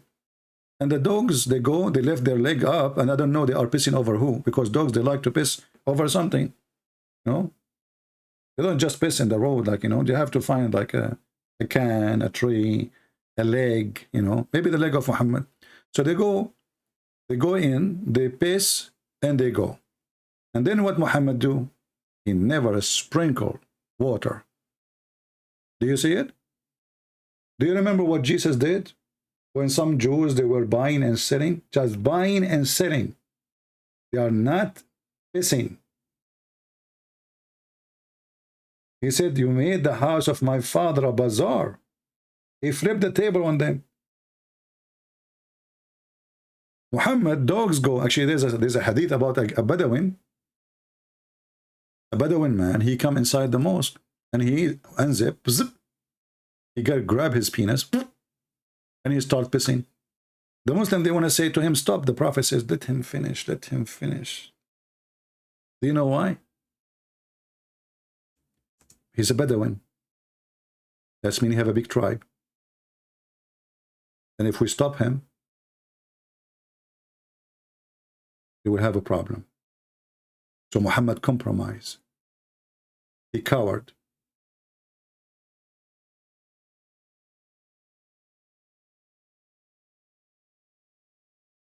And then the Quran says they would like you to compromise. When this coward all his life, he compromised in order to reach the point when he's strong, so he will not compromise.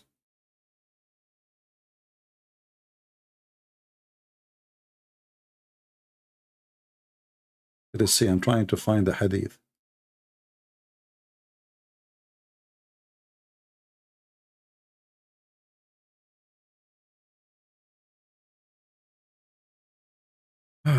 Let us see, where is the hadith?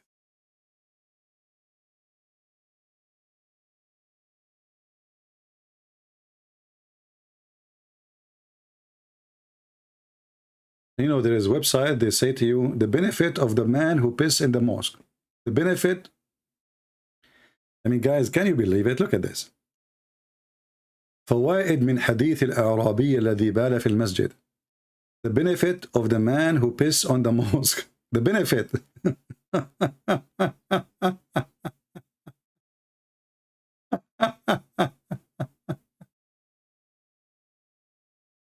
I mean, there is a benefit.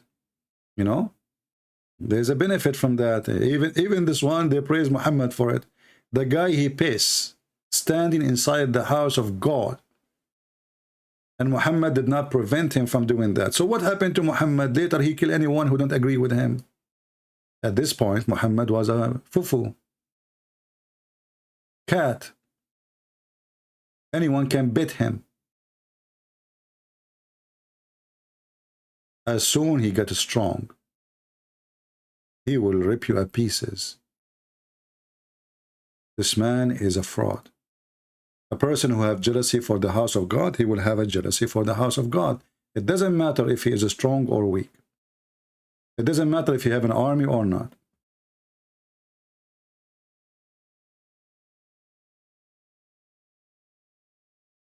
I'm trying to find the hadith for you in English. Give me a second.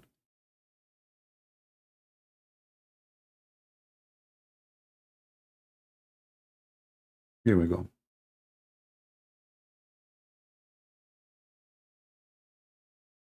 What about the dogs? I mean, the dogs didn't have a tribe. The dogs didn't have a tribe.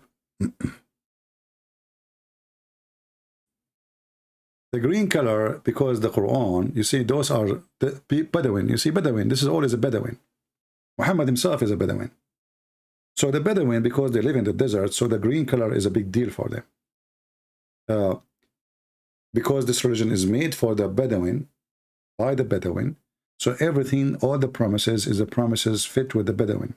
So you will see that in the people of the desert, they suffer from two things: extreme cold and extreme heat.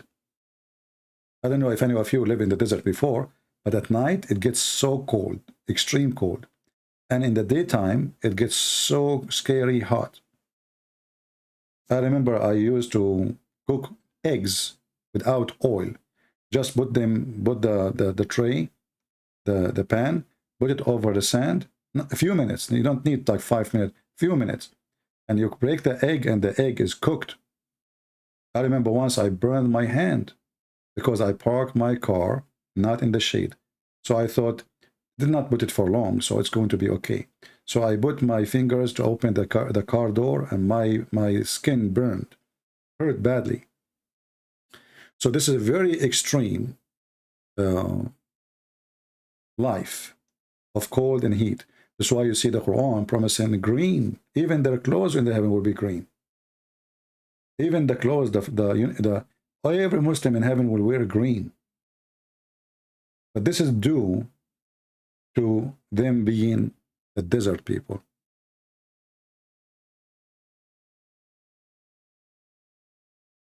This is why, like cars in some countries in the Middle East, they lose their color so fast, and they have to be painted in a special kind of coloring. You cannot bring a car was shipped to, let us say, Munich, and you send it to Saudi Arabia or to Kuwait. The color will go right away because the sun is extreme.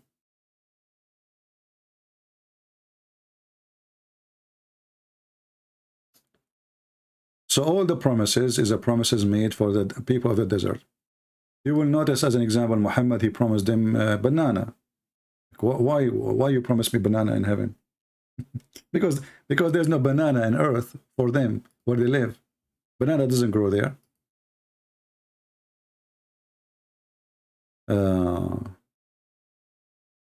Okay, this is the guy. He said he might debate. Let's see.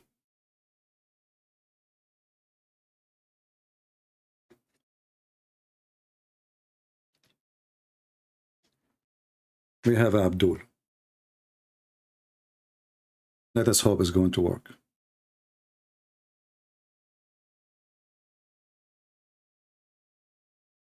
Well, it's not going through. Shafraz, don't call me. I will call you so the call can go through.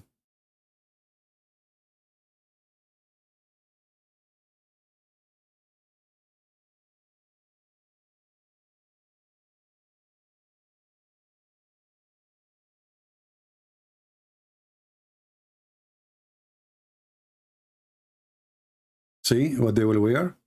He promised them things they don't have in this earth. Those are Bedouin. They take a shower once a year. Water is very rare. Hardly they can, feed their animals from grass. And the grass, that's why they are Bedouin, because they have to keep moving from place to place. If they stay in one place, there is no enough sufficient water, which means there's no enough sufficient food. There's no grass. There's no trees. That's why the Bedouin are Bedouin. They have to keep moving. So here the land is dry. We keep moving, finding different spot where there's some rain fell down there and some grass is growing. Let us try again to call this guy.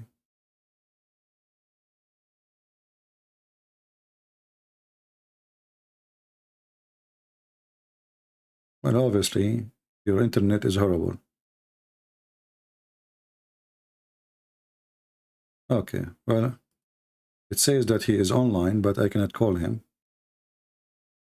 What we can do?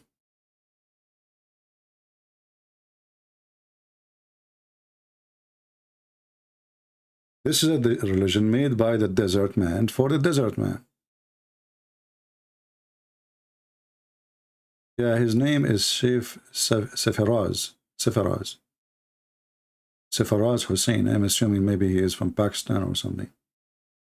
But he is not answering. I tried to call him. Did not actually go through.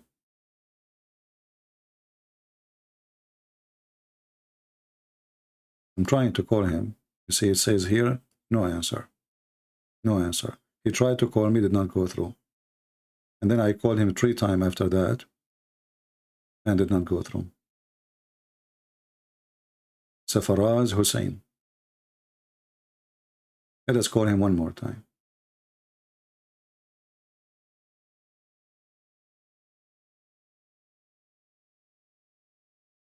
It's not going through.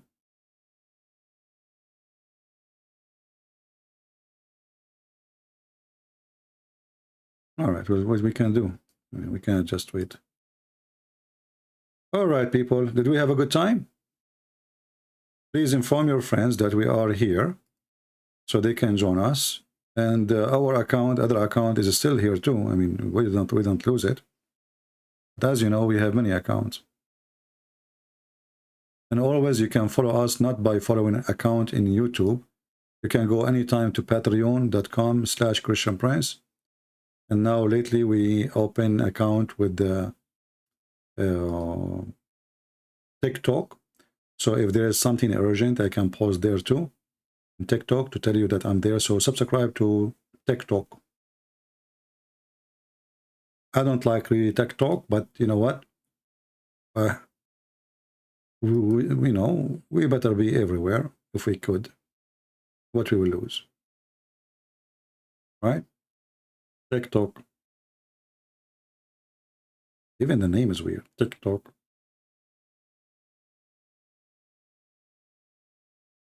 Right now in TikTok, we have 1,500 subscribers only.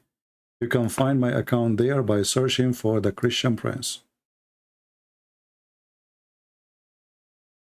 All right, the Christian Prince. Maybe I should make a video today. Maybe we will see.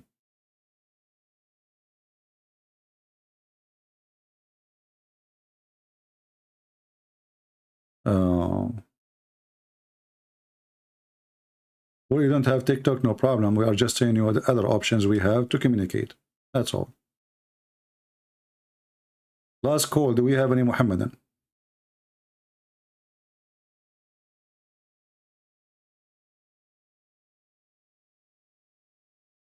Yeah.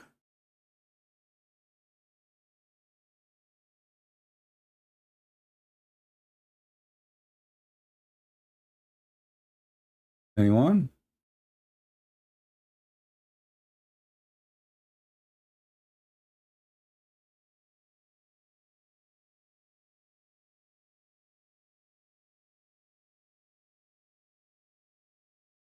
Maybe I will see if I can go live in this TikTok, but until now I don't see any option to go live in there. When I click at live, it doesn't show really. It says only upload. There's only an option to upload videos, but not to go live. So I'm not sure how that works. And yeah. And even my upload is still limited. It says up to 180 seconds. You know, still my so look like we have false information about TikTok. Like some people, they say is if you have more than 1,000, you can go live. You can have up to 10-minute video. It still says you can have up to 3 minutes. You know, nothing changed.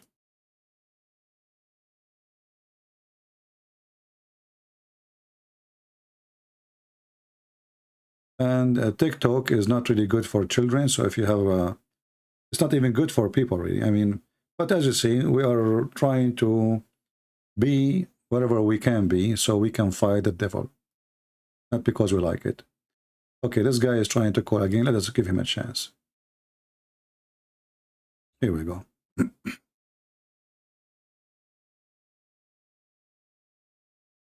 Hello? Yes, my friend. How are you? Hi there. Hello? I'm okay. Sorry about earlier on. I don't know what. Hello? Yeah, I'm here. Yes, my friend. You are a Muslim? Yes, yes. Of course I am. 100%, and a happy one as well. You are 100% Muslim? Very, very happy Muslim, yes. Very, very happy? Very happy to be a Muslim. Why? Because we feel at peace. Our hearts feel at peace. And we worship the true God. And it makes us feel happy and, very, very close to the... Okay. Well, I don't know. You said you feel peace. But the Quran says that your chest is full of hate. Your chest is full of hate. Oh, come on. It doesn't say that words. Well, here we go. Chapter 9, verse number 14. Chapter 9, verse number 14. It says Muslims will feel, their chest will feel better only when you kill them and you torture them. Oh, come on. Chapter 9, verse number 14. Quran chapter 9, verse 14. Let me go. It says, It says 9:14, fight them. Allah punish them by your hands. I will disgrace them and give you victory over them and sacrifice. That is to do with the battle that happened in previous history. My friend, so what? It says that the Muslims, if the Muslims in the time of Muhammad, as you see, their breast is full of hatred and anger. So how you will feel peace, and as you claim? No, they had enemies who wanted to kill them. So Allah was saying to them, Okay, my friend, I will go with you. Okay, no problem. Let us say, who is the most person who feel peace, you or Muhammad? Him. Muhammad, of course. Okay, is it true that Muhammad, when he received the Quran, he was in very bad fear, and he was trembling, and he was so scared? Yeah. Yes? Yeah. Okay. Yeah, and because the angel come to him. So obviously he'll be scared. He will be, scared and trembling because the angel come to him. For the first time, the angel comes. So obviously, he was kind of, scared. And okay, I will go with you. So first time the angel come in, he will be scared. So how come Mary, she did not get so scared, and she is a female? Mary got scared. In the Quran, it says, Mary said to the person, please fear Allah and please do not come close to me. But the angels replied and said, do not worry, I am from Allah. Nowhere it says that. Can you show me? I want to learn from you. There's a verse where where the angel come to her in a human form and said, do not worry, I have give you good news of a you see what she said. She did not tremble, she did not hide under the bed. She spoke in an adult, mature way, saying, I seek refuge by Allah, correct? But she did not get scared. She did not say, don't stay away from me. That you are adding your own words now. No, brother, because it was a human that come, a human. Okay, this is the same person. This is the same person who came to Muhammad. The same person came to Mary, correct? No human come to the cave. It was not a human. Who came to the cave? We don't know exactly what shape or form did this angel come in, but he did not come in a human form. If it was a human form, he would never been scared. But he would come in another form. Okay, so what? Do you have no idea how this? So is he an angel or is a creature? The angel come in a form, but I don't know exactly which form the angel come into the cave, but it was not a human. I know that it was not. Where you got your conclusion from? Is that something you are making assumption of, or you have knowledge? Because it's this creature that was holding him and holding him tight. It was not human. If it was a human, he would have told him off. Go away from me. Well, there is a hadith. Your prophet, he saw Jibreel in one of two forms. Once he saw him with 600 wings, and the other ones he said see him as a man. Correct? Yeah. The other time the human come. Okay, so once as a human, and the other form is Jibreel. He have the 600 wings, correct? The wings, the wings that he's seen the wings of the angel, Yeah, but is it 600? Is it 600 wings? I heard some about that. It was huge. So first time Muhammad he saw, if he is not a man, then there's no other choice except he saw him as an angel, correct? To be honest, the angel could not fit into the cave. Exactly. So it have to be a man then. No. It was not a man. There's no hadith saying that this was a human that coming into the cave. Okay, but you just said, if the angel in his normal shape, he cannot fit inside the cave, and Muhammad was inside the cave, correct? Yeah. Okay, so he have to be what? He have to be then a human, correct? It could have been invisible. It could have been invisible creature. Well, Muhammad, he did not say, if he was invisible, then Muhammad should say to him, oh, I don't see anyone. Where are you? He didn't say that, you know. But the thing is, there's no hadith or Quran verse saying this was a human being. If it was a human being, then, you know, you wouldn't be, you know, scared or anything. But there's no hadith saying it was a human or which type of creature it was. But it was not human. Obviously, it was not human. It was not I will human. go with you. There is no hadith saying that, according to you, but still, an angel with 600 wings who cover the whole horizon, he will not be able to go inside the cave, and you are the one who mentioned that, right? So he must be a human. There's no other choice. Now, let me ask you. The prophet, he saw an angel with 600 wings, correct? Yeah. Okay. How come? What do you mean? What do you mean, how come? Does that mean that the angels of Allah, they have 600 wings? I think the angel Jibrail's the largest one, I think, so they're saying. Doesn't matter. The size of the wings number have nothing to do with their size. He's an angel, and after all of them, they are angels. So, do the angels of Islam have 600 wings? Not all of them. I don't think so. So what is the other numbers? We don't have a clue, brother, because there's too many angels. There's too much angels. There's the angel Ekail, the angel, other angels. There's so many angels. All angels are the same. And here the Quran says that Allah created angels with 2 wings, 3 wings, and 4 wings. So how Muhammad, he saw an angel with 600 wings? This is chapter 35, verse number 1. Quran 35, 130, Quran 35, verse 1. These come in a lot of shapes. There's too much angels. There's small angels, big angels. But the big, all praise due to creator of the heavens and earth, who made the angel messages having wings 2 or 3 or 4. He increases in creation what he wills. Yeah, it says he increases a creation.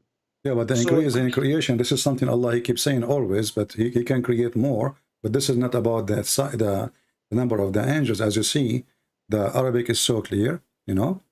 It says, يَزِيدُ فِي الْخَلْقِ مَا يَشَاءُ, which means he create more. But this is not about the size of the angels or the wings numbers. So the angels, they come either in 2, 3, 4. How in the world an angel have 3 wings? Messengers who made the angel messengers with wings.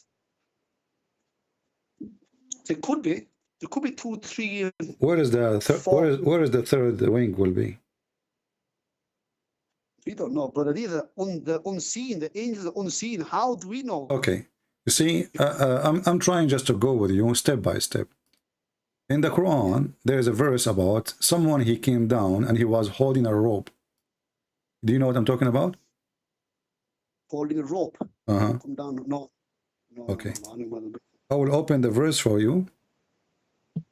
And we are going to ask you, who is the one who is going down by a rope? Is that the angel or Allah or who? Chapter 53. Chapter 53. You can read it from verse 4. And you can open any translation of your choice. I don't know what translation you like. Just choose one. All right. And tell me who is the one who is coming down holding a rope. What's the verse called again? The number? Chapter 53. Chapter 53. Yeah. Where the God of Islam, he swear by the star. Yeah. You can read it from verse number 1 if you want. It's up to you. But you can start from verse number 4. Wait, let me get Surah Najm. By the star when it descends, your companion Muhammad has not strayed, not erred, nor does he speak his own inclinations. It is not but revelation revealed, taught to him by one intense strength, one of soundness, and he rose his true form while he was in the higher part of the recitation. Yeah. Okay. So it says here, the one who taught him, he was taught by one mighty in power. Is that correct? Taught to him by one intense in strength. Yeah. Okay. And then it says here, endued with wisdom, for he appeared Actually, the translation here Which translation here is very weird. Let us see. What translation you are reading from your side? here international. International. Let us see if we Sahih. can find it. International. I don't see it here. International. Ah, here we go. Sahih International. Hold on. Sahih International.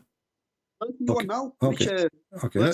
verse? So we can read together same translation. So he was taught by him intense of strength, and one of the soundness of the heroes to his true form. This is what they are translating, but it doesn't say that, by the way, in Arabic, but we will go with it. And then while he was in the horizon, then he approached and descended. In Arabic it says فَدَنَا فَتَدَلَّى, which means he is holding a rope. And then was at the distance of 2 bow length or nearer. Who is this person who came down from the sky and he was so close to Muhammad? And he revealed to his servant what he revealed, the heart do not lie. To be honest, I don't know exactly one of soundness, and he rose to his true form whilst he was in higher. This could be the angel, I think so, Jibreel, I think so. All right. Notice with me here, it says he was in a distance of 2 bow or nearer, but the angel, he squeezed Muhammad, correct? And he was at a distance of 2 bow length of or near. Yeah. So how this is Jibreel? But look what happened now. It says, and he revealed to his servant what he revealed. In Arabic it says, فَأَوْحَى إِلَىٰ عَبْدِهِ. Muhammad is the slave of this person. So this is Jibreel. He is the slave of Muhammad is a slave of Jibreel, and the God of Muhammad is Jibreel. And he revealed to his servant what he revealed. Yeah. No, it says on verse 10. If you read verse 10, it says, and he revealed to his servant what he revealed. Yeah. So he revealed to Muhammad. Like, who is the servant? Muhammad. So this guy, this person, whoever he is coming down from the sky, descending down, using a rope, and then he was so close to Muhammad, and then he revealed to his servant. So who is the servant? Muhammad. Muhammad, the servant of who? Yeah. Servant of Jibreel. No. You know where it says, and he revealed to his servant is a capital H. So that means a capital H is Allah. To his servant, what my friend, revealed. Is Allah is the one who's coming down here? No. But you need to know the context of the verse, brother. You need to know the context. This is the context. This is the continue read. And there he was at a distance of 2 bow in length. And then he, the same person, he revealed to his servant what he revealed. Yeah, brother, but you have to know the context. It says, and he is angel Gabriel, revealed to his Allah's servant what he angel revealed. Okay, where it says to his Allah, where you are adding the word Allah there, where it says his Allah servant. No, it says, and he revealed, meaning the angel revealed to his capital Allah's servant what the angel my friend, in Arabic we don't have capital. This is a lie. It says here, فَأَوْحَى إِلَىٰ عَبْدِهِ مَا أَوْحَى, and he inspired to his slave actually not servant, what he inspired. So as you see, there's no capital letter. This is Arabic. We don't have such a thing. And he revealed to his slave what he revealed. Who is the one? This is the same person. He came down from the sky holding a rope. He's so close, and he is mighty in power. He's so close to Muhammad, and now he is in distance of 2 bow or nearer. And now he revealed to his slave. There's no capital letter. This is false translation. This is English, but in Arabic doesn't say that. No, you can't say that, brother. Man, it says there. My friend. Okay, where do we in Arabic have capital letter? But the no. Answer me. Do we have in Arabic capital letter? To be honest, I don't know. No, I don't know. I assure you, no. I don't lie, and you can check. You can check, and you can call me back, and if I am lying, you can laugh at me and make a mockery of me. I don't mind. So we don't have capital letter. So the verse is so clearly. The Muslims, they try to fix it. They are adding this his with capital letter, but there's no capital letter. So he inspire to his slave what he inspire. And let me ask you, did Muhammad receive inspiration or he received words by voice? He revealed words by voice. So this Same is thing. so no, this is not the same thing. Inspire is something in your heart. If I reveal to you inspiration, I inspire you. Inspire you. I did not really talk to you directly by voice. I, through heart, through your mind, I revealed to you things. I inspired you.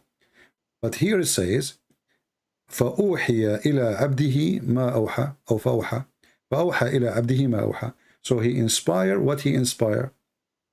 But Muhammad did not receive any inspiration from Allah. He received only words by mouth. He can hear it from Jibreel, correct? He's just saying here, I've just gone into the Pictal, I've gone to the Shkia, I've gone to all the translations, and they're all putting capital He's for all of them, and He capital revealed to His capital He His, and then it says because they are trying to fix it, my friend. They are trying to fix it. This is not my problem. This is your problem. Because in Arabic we don't in Arabic. How we will know that this is go back to Allah? How we know? I mean, if the Arabic doesn't say so, and we don't have capital letter in Arabic, so how those people they are adding capital letter when it's not there? Well, trying to show us that this is Allah who's actually revealing it. That's why they put the capital. Okay, so Allah. So okay, if Allah is the one revealing it, so who is the one is coming down? The one is coming down is the angel Ibrahim, yeah. But this is mean there's no point for him to come down if Allah is going to reveal it anyway, not Jibreel. Brother, you have to know the big context of it is what Allah is saying, that He's sent the inspiration, the revelation through angel Jibreel. So whatever angel Jibreel sending is through Allah's command. So this is but this will be a mistake, because simply Allah did not reveal to Muhammad as it says in the verse. The verse it says فَأَوْحَى إِلَىٰ عَبْدِهِ مَا أَوْحَى, and he should make it clear. Then says, and then Allah, He made Jibreel say to Muhammad what He told him to say. But the verse doesn't say that. And then He revealed to His servant what He revealed. Do you see the word He here? This is not capital, right? I'm reading the first He. The first He, is it capital? Yeah. Is it capital letter? Yeah. No. It's a small. In Pictal is capital H, and all the other ones is capital. I've just read. Well, this is Sahih. This is the one you told me you are reading, Sahih International. It says, and He revealed. Yeah. But it's not capital. Right. I'm reading all translations, not just here international. I just want to make it clear to okay, which one you want me to go for? Which translation you want? Mohsin Khan.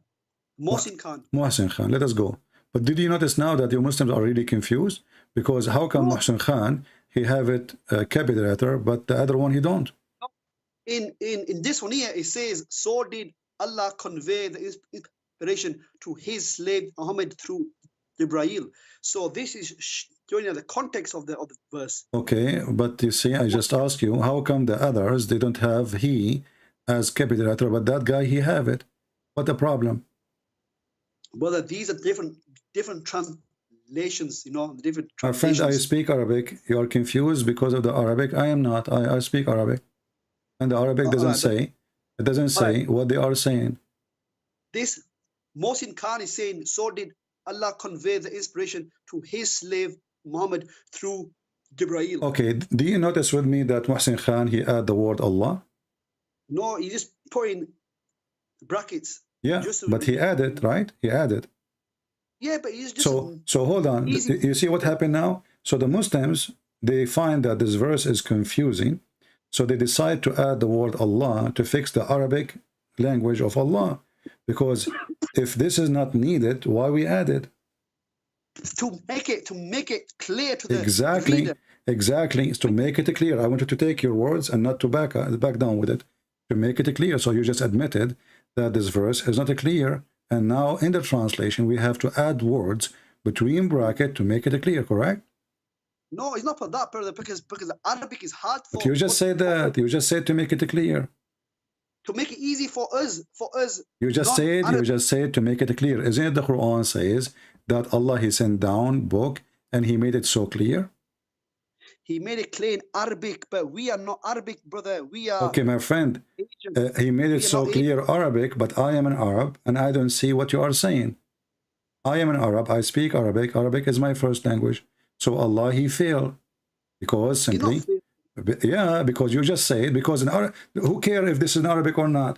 If the translation is a translation, we should not add. If it's clear in Arabic, the translation should be clear too, because it's clear in Arabic anyway. But because it's not clear, we have to add words are not there.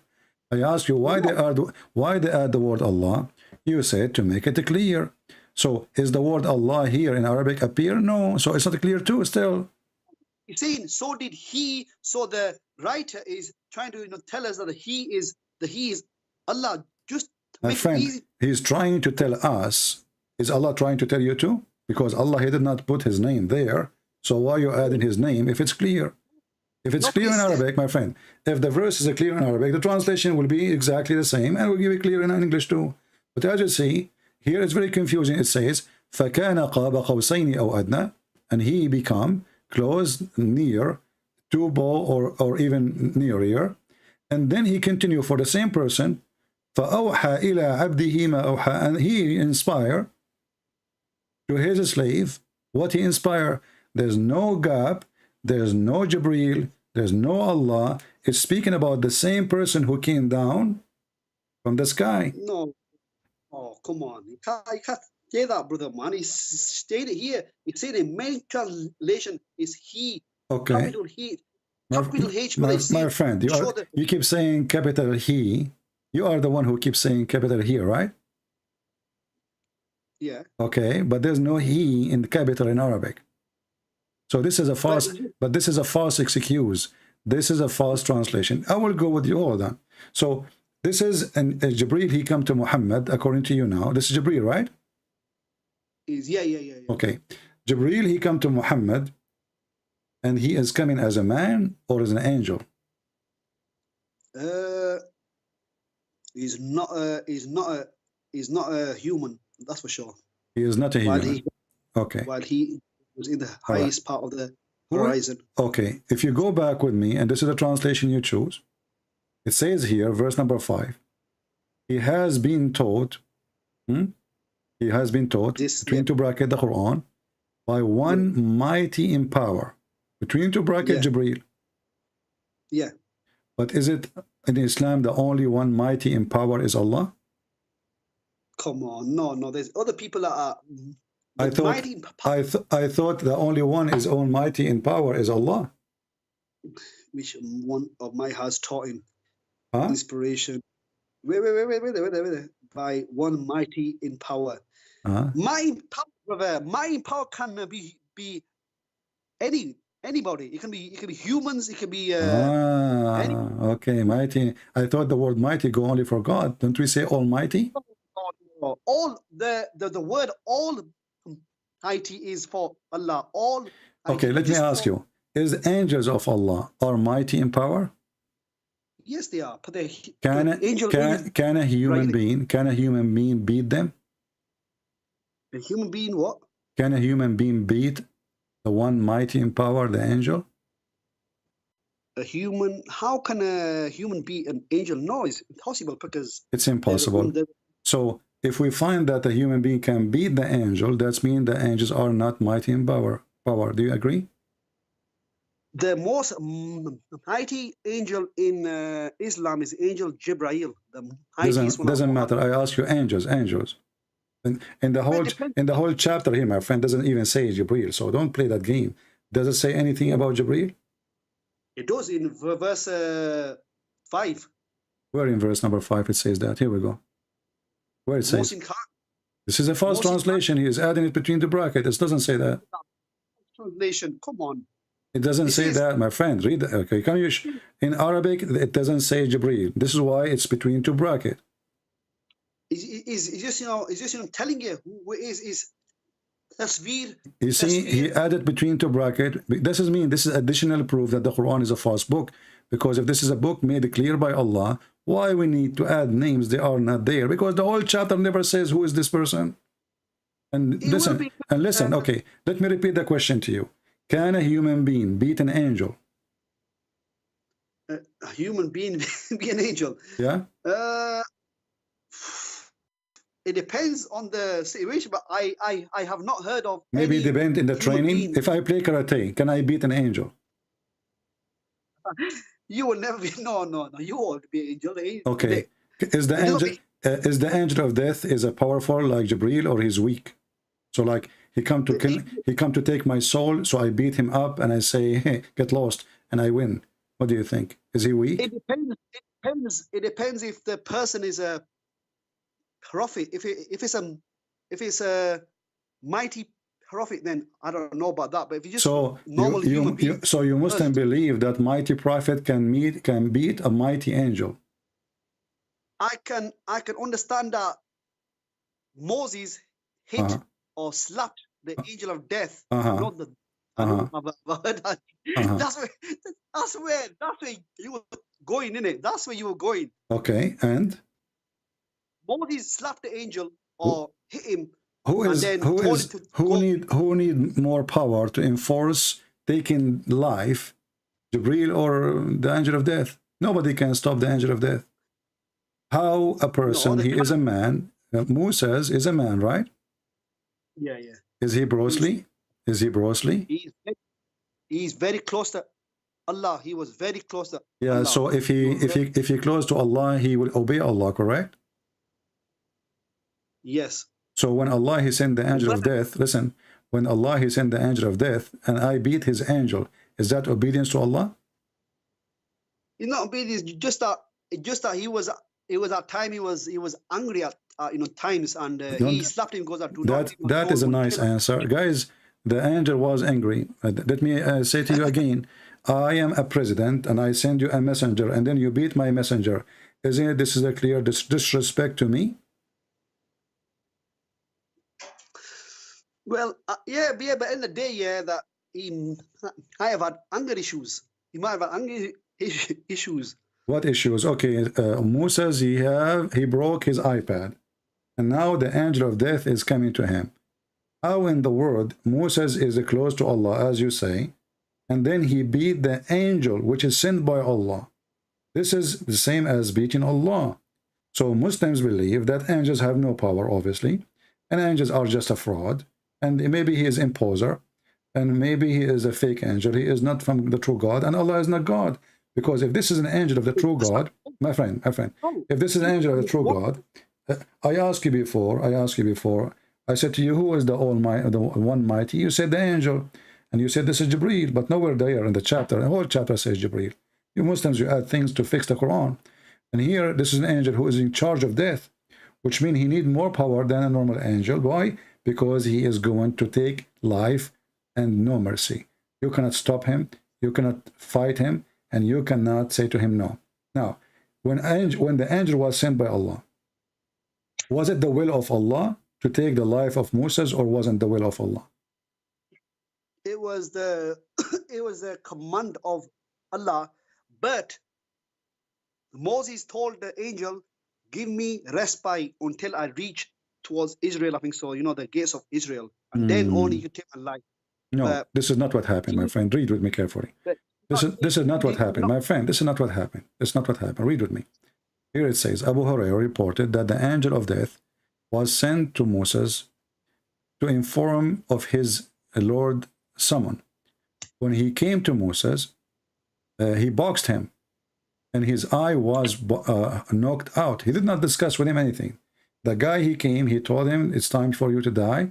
Moses, he hit him with karake. He played karake, and his eyes came out. The angel did not talk no more. He cannot talk. He's just been beaten harshly. So he went back to Allah. And he said to him, you send me to a servant who did not want to die. Did you see it? Yeah. So here you see that your God Allah cannot be the one in the Quran, because that one is one mighty. Allah is not one mighty. Or if I can beat his angels, I can beat Allah too. If I can change the will of Allah and I can stop him from taking my soul, obviously Allah is a fraud. So you send me a servant who don't want to die. So why I send me to him? Because I want to take his life. Moses, he did beat the angel. Yeah. Not only he did beat him and he won, the angel suffered badly from a bad injury to the point his eye came out of his head. And the angel cannot even fix it. So he went to Allah and Allah put him in the table. He did maintenance for him. He got some screwdrivers, etc. And he put his eye back. And then Allah, he said to him, what? Yeah. What I'm reading of the commentary is Musa was unaware that this was the angel of death, because this angel come in a human form. So the angel, my friend. So Moses, who is a prophet of God, he could not notice if this is an angel or a donkey. And not only that, so if I am not aware, that this is an angel, still I can beat him, right? Because I'm not aware, because if you are aware he's an angel, you can't beat him. But if you are unaware, you can beat him. What kind of logic is that? The angel is an angel. He's powerful. And this is the angel of God. When the angel of God, he come, how come a prophet of God could not recognize him? If the angel of God could not recognize him, who is going to recognize him? At the same time, the angel, he introduced himself. He said, I came to you from your Lord to tell you this. No. It says because the angel come to his house without permission. This human being come to his house without permission. So he's like, so the angel, he made a mistake. He should send an application to Moses and ask him if he can get in to kill him. No, he come as a human, and where it says he came as a human. I'm reading from Al-Naj Al-Nawawi. My friend, your prophet, he did not say that, so this is always a fabrication. In the same time, if the angel came as a human, that will not change that he's an angel and he's powerful. So now if he changed, if he changed to a human, then that's, you are saying, and you are agreeing, that the angel, when he changed into human, he loses his power. Always, I know I'm saying here is he come as a human, and Musa did not know, and he slapped him, punched him. That's what it was. But he found out. Do you see anywhere in your prophet words he is saying what you are saying, or this is the Muslim trying to fix it to make it look nicer? If you're a prophet, you want to say that, he will say that. Your prophet did not say the word a human. Your prophet did not say that Musa do not know. Your prophet did not say any of this fabrication. So the Muslims, you are taking over what your prophet says. They can buy a notebook. No, this is note. This is not from the hadith.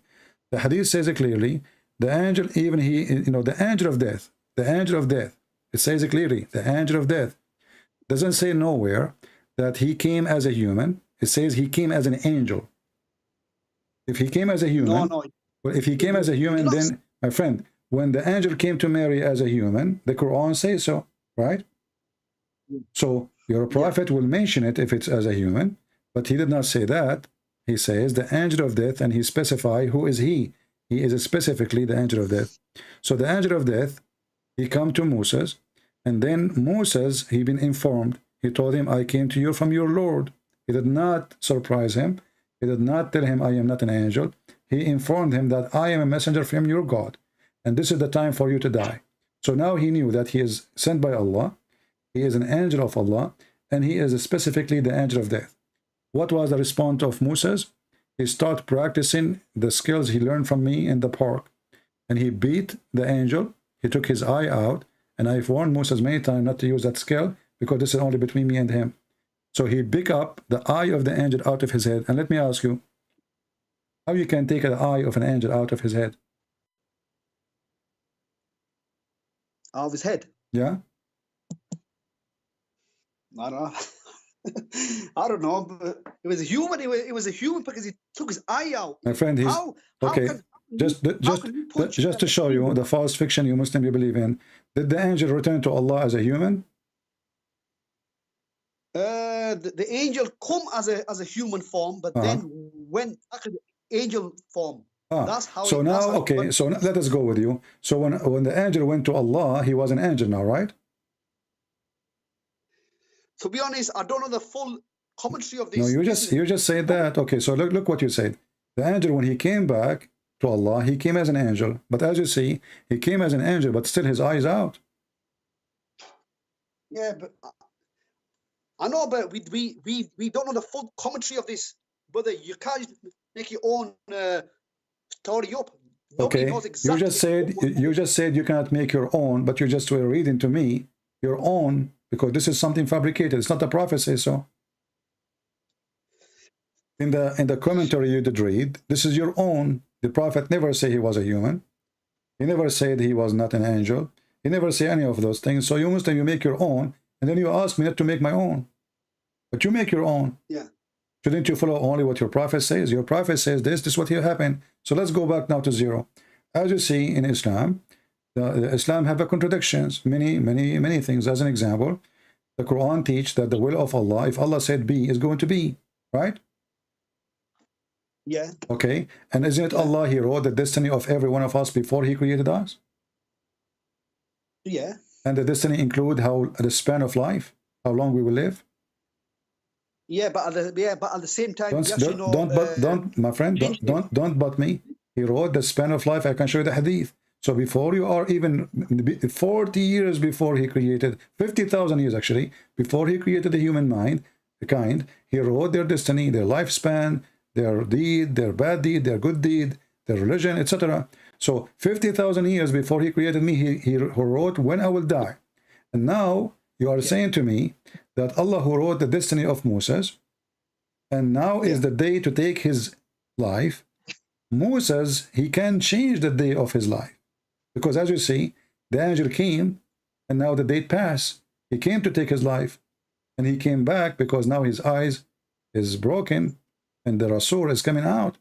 So he went back to Allah, and now Allah, he gave him a second option, saying to him, let us negotiate. He said to him, go back to him and tell him, if you want life, he must place his hand on the back of an ox and would be granted as many years a life of numbers of the hair he covered. And this is very funny. So the destiny of Islam is a lie, because as you see, the destiny changed. Why? Because Moses refused to accept the destiny which is previously written before mankind is created. What do you think? But there is a teaching where it says that Allah could extend a person's life. I mean, too late already. This is too late already. Moses extend, because Allah, he sent the angel to take Moses' life, and the angels, he sent him back, shipping and handling by Amazon.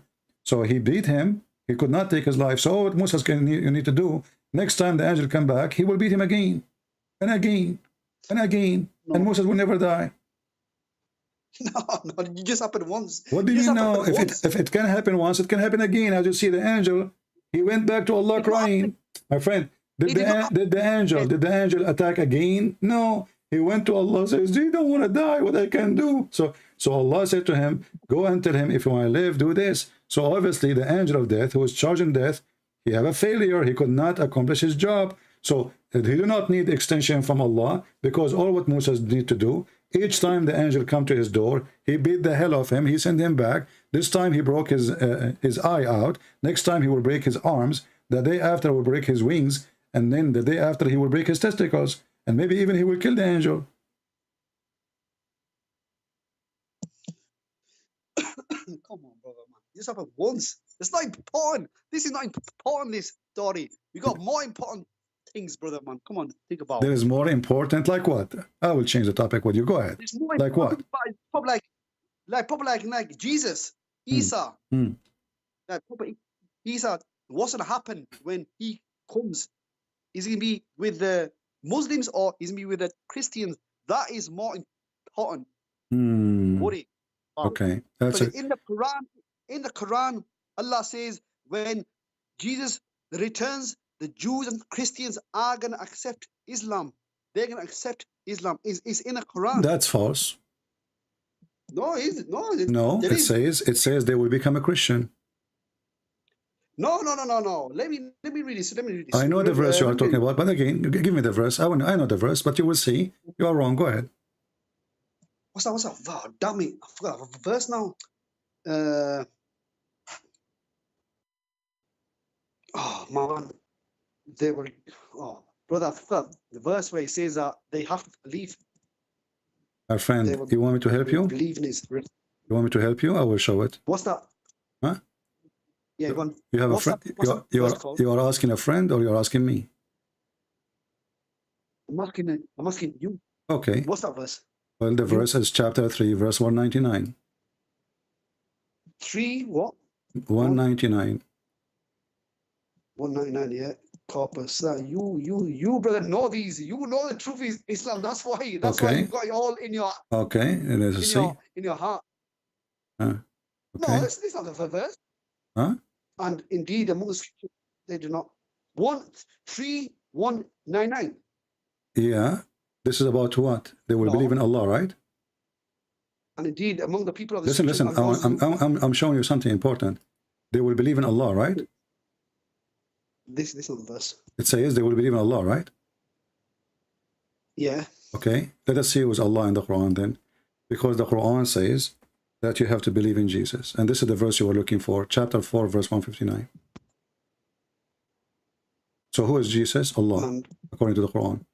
And there is none of the people of the book but must believe in him. Now don't play with me the capital letter. Him who? you will. You see, in the previous translation, you play with the capital letter, right? Here, there's no capital letter. They believe in who? Jesus. Wait. What's that? Chapter 4, verse 159. Call again. Chapter 4, verse 159. Chapter 4. Oh, yeah. 159. Yeah. Yeah. I've got this. Yeah. Corpus. Right, corpus. I'm on it now. And there is none of the people of the scripture, Jews or Christians, but that he will surely believe in Jesus before his death, and on the day of resurrection he will be a witness against them. Yes. Okay. This is So they have to believe in Jesus. So we will not believe in Allah. We will believe in Jesus, and we Christian already will believe in Jesus. This is about the Jews. So when Jesus come back, all the Jews, my friend, all the Jews, they will believe in him, not in Allah. You see, you Muslims, you are the one who chose this verse, right? So this verse, to be accurate according to Islam, it should say to believe in Allah, to believe in Muhammad. No, brother. We will believe in him. You see, my friend, do you believe in Muhammad or you believe in Allah? Both. No, Muhammad is a prophet. You believe Muhammad. Yeah. No, you believe Muhammad. You don't believe in Muhammad. You believe Muhammad, yeah, but you don't believe in Muhammad. You believe in Allah. Correct? No, believe that Muhammad is a my friend, prophet. You speak English better than me. Believe in, that's mean this is your God. Believe what he say, that's mean you are following the teaching. So you believe Muhammad, but what do you Muhammad believe? He believe in Allah. So you believe Muhammad, but you believe in Allah. Correct? I just showed you the verse, the previous verse. The verse says that the people of the book, they believe in Allah. You forgot? You have a short memory? No. Okay, I just showed it to you. Friend, I just showed it to you. Why Muslims, they don't see? I just showed it to you. You believe in Allah, you know, and you believe in him, Jesus. Yeah. Okay, so you believe in him. Who is him? Allah. Yeah. Okay, and who is him here? Jesus. And yeah, brother. Are you going to keep? Are you going to keep saying to me, yeah? No, but it says you have to read the full context, brother, on verse. My friend, I did. Here we go. Let us read it again, my friend. Let me show you. You see, this is why I showed you the first verse, my friend. This is why I showed you the first verse. It says here, chapter 3, verse 199. Remember, you told me, no, this is not the verse I'm talking about.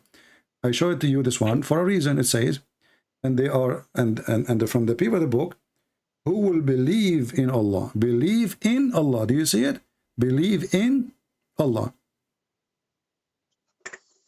Yeah. Okay. So when you say the word believe in, that means you believe in God.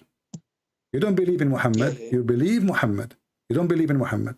So the other verse says, none of the people of the scriptures, but they will believe in him. Him who? Jesus.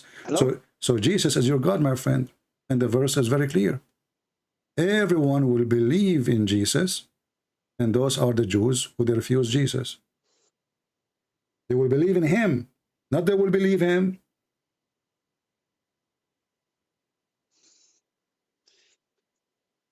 Believe in Allah anyway.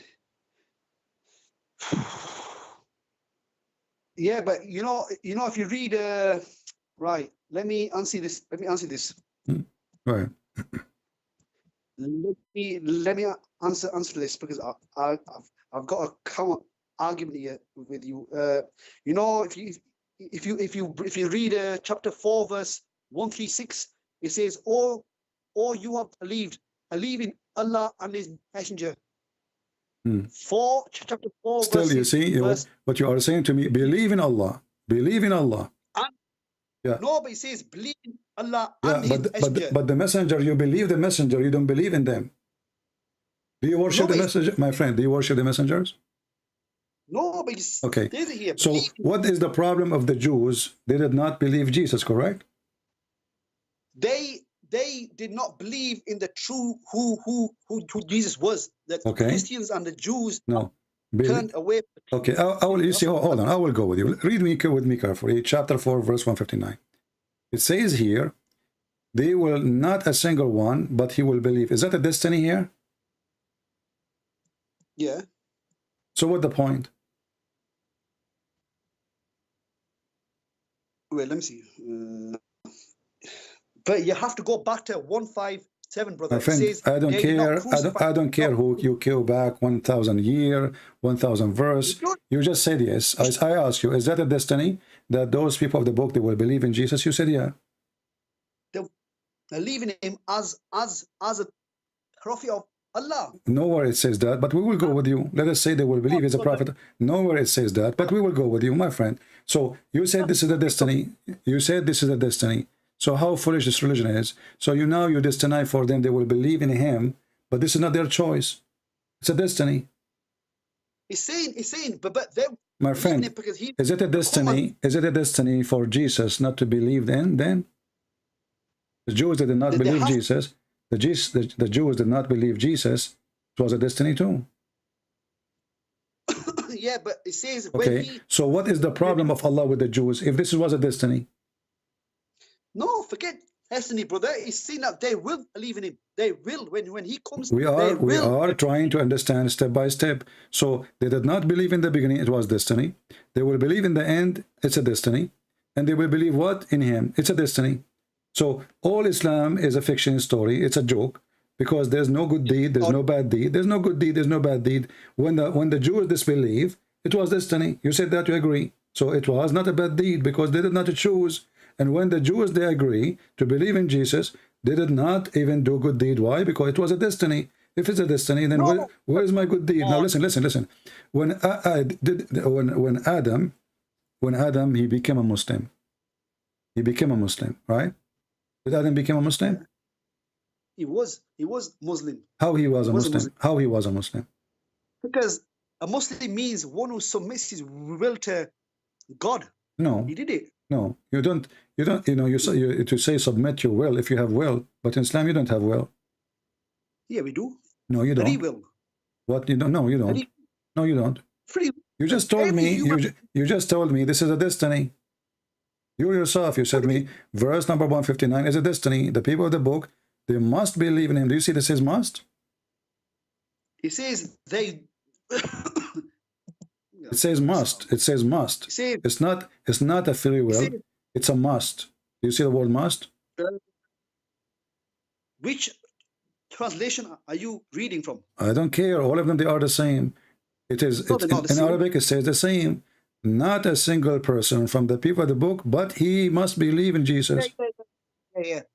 Mohsin Khan. It says, and there is none of the people of the scripture, Jews and Christians, but must believe in him.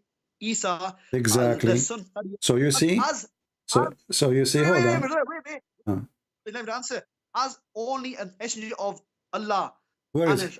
Okay, but this is fabrication because nowhere in Arabic it says that.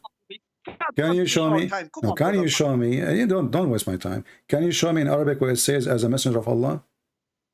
Well, that's the context of it. They have leaving him. Okay, so you Muslims, you fabricate Quran by adding their words because the Quran is out of context unless we add context. Brother is saying they must leaving him. Obviously, My friend, Allah, don't tell me obviously. Don't tell me obviously. You are adding words to the Quran, and this is tahrif. This is a corruption. But don't go. Wait.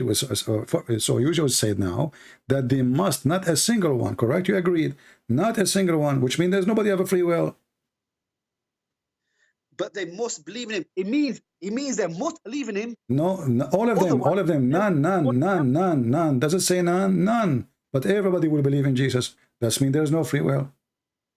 No, it says, and there is none of the people of Scripture but must believe in him, meaning they have to believe in it. If they don't, they will go to hell. My they friend, will go to hell. you are adding your own words now. Listen. It doesn't say that. What they will go to hell? It says all of them they will believe. It's a destiny. Now let me ask you, a child, when a child is born, is he a Muslim or non-Muslim? A Muslim. Okay. Is he going to go to hell? As what child? Yeah, an infant. No. If it's an infant under age and he did not know right and wrong, then he'll go to heaven. Then Why you are saying so? because the child is innocent. He did not know right and wrong. So it's not destiny where he will go to heaven or hell before he is made? Is written that what this person is gonna do in life is already been written. But this person is just an infant. He just died, so he will not do anything. So where he should go? So it was written for this child to go to heaven. So there's no option to go to hell. How can a child go to hell when he did not do anything So wrong? are you saying I am being stupid if I say so? That he might go to hell?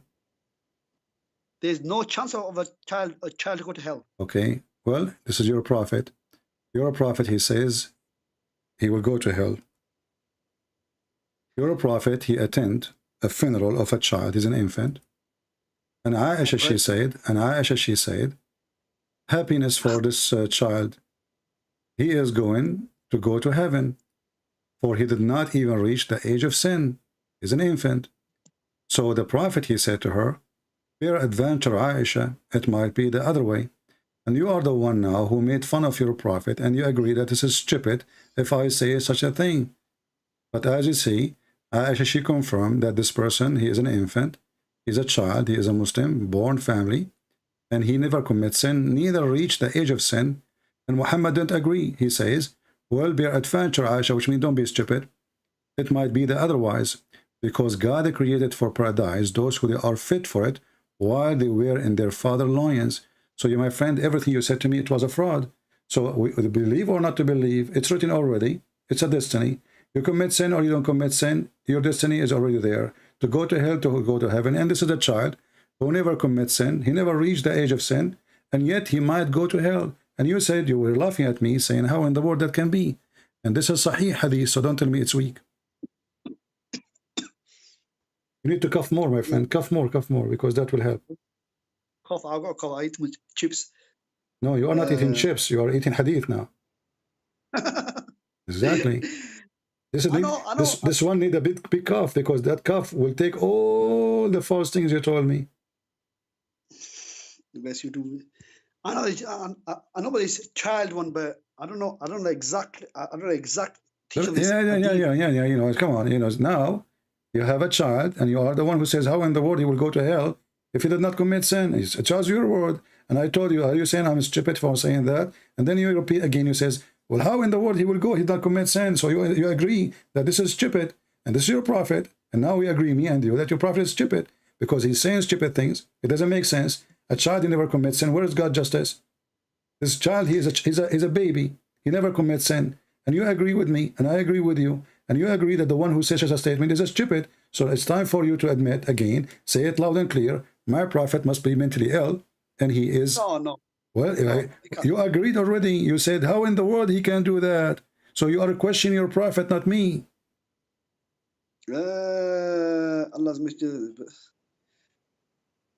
need to know the context of this verse. Even this one need context, guy. Even this one need context. The wife and the husband, listen, the wife and the husband, they went to a funeral, and the funeral for little boy, he is an infant. He never commits sin. He never reached the age of sin. Do we need to give you a picture? Do you want to see his diaper? Come on, you are playing games now. We need to see the context. Even this one have the context. Even this one need a context. It's a child who never commits sin. The hadith says it clearly. He never reached the age of sin. Even this one need a context for it. He never reached the age of sin. Read carefully. He never committed sin. He never reached the age of committing sin. I mean, what more clear we can make it? And then Muhammad, he said to her, he didn't say to her, no, he reached the age of sin. He did not disagree about how old is he. No, he says to her, it might be otherwise. Because Allah created for paradise people who are fit for it. So all the religion of Islam is stupid. You say to the Christian, be Muslim, you will be saved. But in fact, it's written there. It's written before you are created, you will be a Muslim or a Christian. It's written there, even you will go to heaven or to hell. It's written there. It's not the sin you do. The sin have nothing to do, my friend. The sin, the hadith in front of you, and this is sahih. The sin you do have nothing to do where you will go. This is what the hadith is saying. Let me see.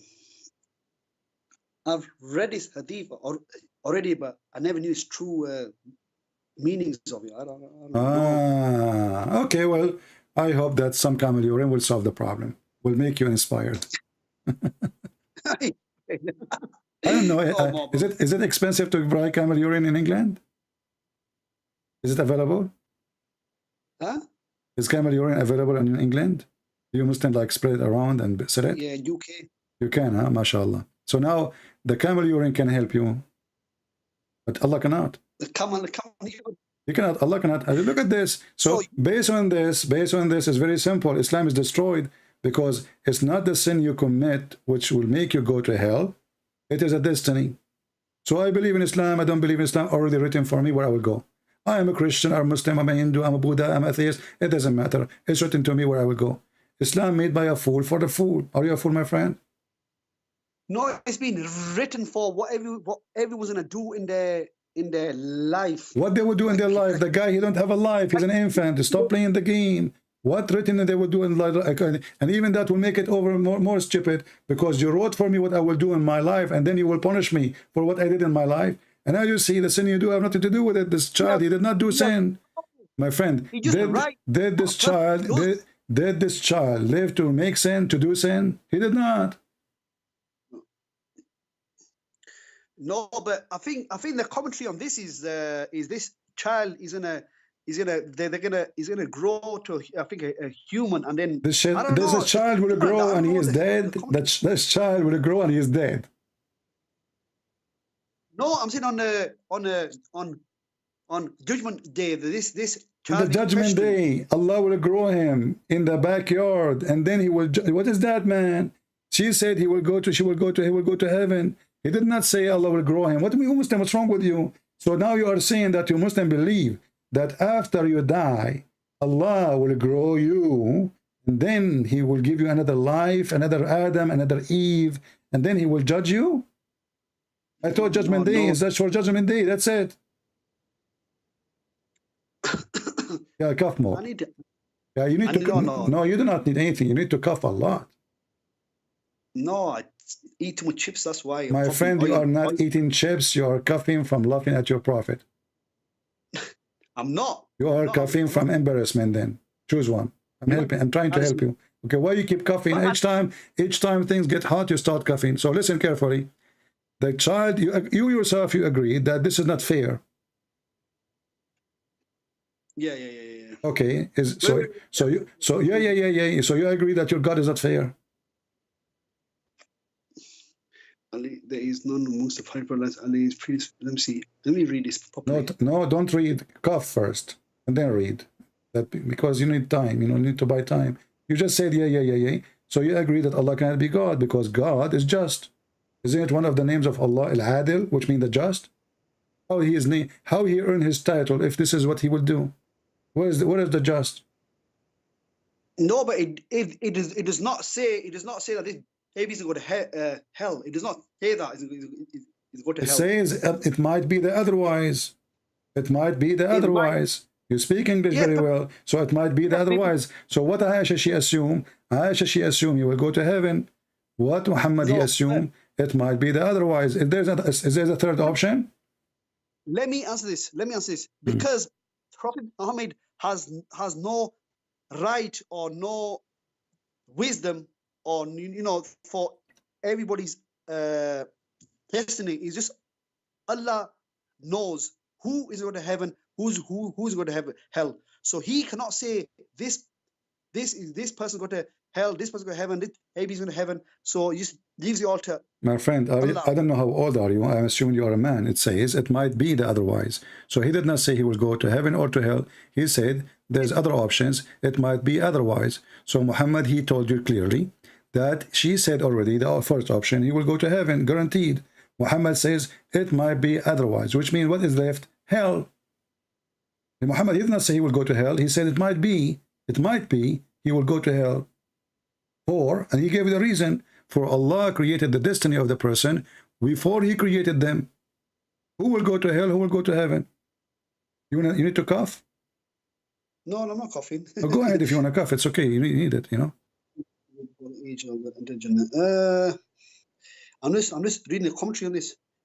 Mentioned it correctly. The scholars. Everything have commentary. I mean, the Muslim cannot understand the religion except with the commentary. I mean, even this one need commentary. The child, he's a child. He's an infant. He did not reach the age of sin. He never commits sin. And even this one need commentary.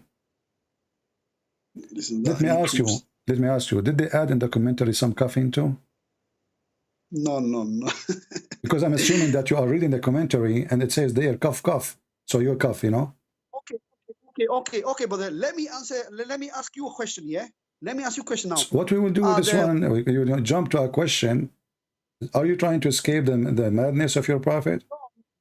This one here is saying that there's two options. The statement was to prevent, and number two, the rational decisions. My friend, what to prevent? What rational decisions? Muhammad, he made it clear. It might be otherwise. It might be otherwise, which means he might go to hell. And he told why. What prevent? What prevent? The woman she assumed, because he's a child, he never commits sin. Was she wrong? Was Aisha wrong when she said the child will go to heaven because he did not commit sin? You yourself, you agreed. Before he came to know that all children will be passing. Said this before he came to know that. Oh, yeah. Okay. Right here. It says this. Said the Prophet said this before he came to know that all children passing away before the age of puberty will enter Jannah. So this means that the Prophet did not know. So the Prophet here, he make poo-poo. No, he did not know at that time. Okay, I will go with you. You just said that your Prophet was lying, speaking without knowledge. No, he said that this was the Prophet did not have the knowledge at that time. Exactly. If I don't have the knowledge, why open my mouth? Why he's trying to correct her wrongly? So you are saying now that he was wrong in this one, right? No, I'm not wrong. Aisha was saying that the baby is going to go to heaven, but the Prophet said, "How do you know? It could be the other way." He did not say how you would know. He was sure. He says it might be the otherwise. So, and he told her why. He told her, for God, he created them. Listen, man, don't force me to hang up on you. I like your cough, honestly. So listen, he did not say to her that, there's possibility. He said to her, it might be otherwise, and he tell her a reason. So when your Abdul in the commentary says to you, at that time the Prophet did not know, that even make it more horrible. Because if I do not know, I should not open my mouth, and I should not give false information. For he gave information why he might go to hell. Why? He says, for Allah, he created for paradise those who are fit for it while they were in their father backbone. And he created for hell those who are go to hell. He created them for hell while they were in their father backbone. So Muhammad did not assume, he was not guessing, he was speaking as if he's sure. And if he is not telling the truth, that means he's a liar. And if you, the commentary is saying at that moment the prophet did not know, then the prophet, he said something he did not know, which means he's liar. Well, I don't know about this one. I don't know about this one. This is here. What I'm reading here, the commentary is saying All that the right, my prophet did friend. not I will know let you that. go for now. You can call me anytime. Nice talking to you. No, but And now you can spend your you want time this question? coughing. Brother, can you ask me a question? Can you answer me one question? Yeah, but you Yeah? know, I can't stay online forever, my friend. I was going to leave actually No, before you call me. one simple question. It's one Okay. simple question. Okay. Do you believe, yeah, that Hitler, Putin, all these Christians that have been killing everybody, are they going to go to heaven for killing aliens, even though they believe that Jesus died for their sins? Who, I believe in Hitler what? No, these Putin, Bush, Blair, these Hitlers, they are Christians. They believed Jesus died for their sins. So Okay. do you believe Putin killing thousands of Ukrainians? Yeah. Do you believe he believed that Jesus died for his sins? Is he going to go to heaven? Well, obviously, Putin is a hypocrite like your prophet. No, come on, answer me the Let me question, answer you. brother. I'm answering. The person who say that he believe in Jesus, he is not going to kill people who did not kill him.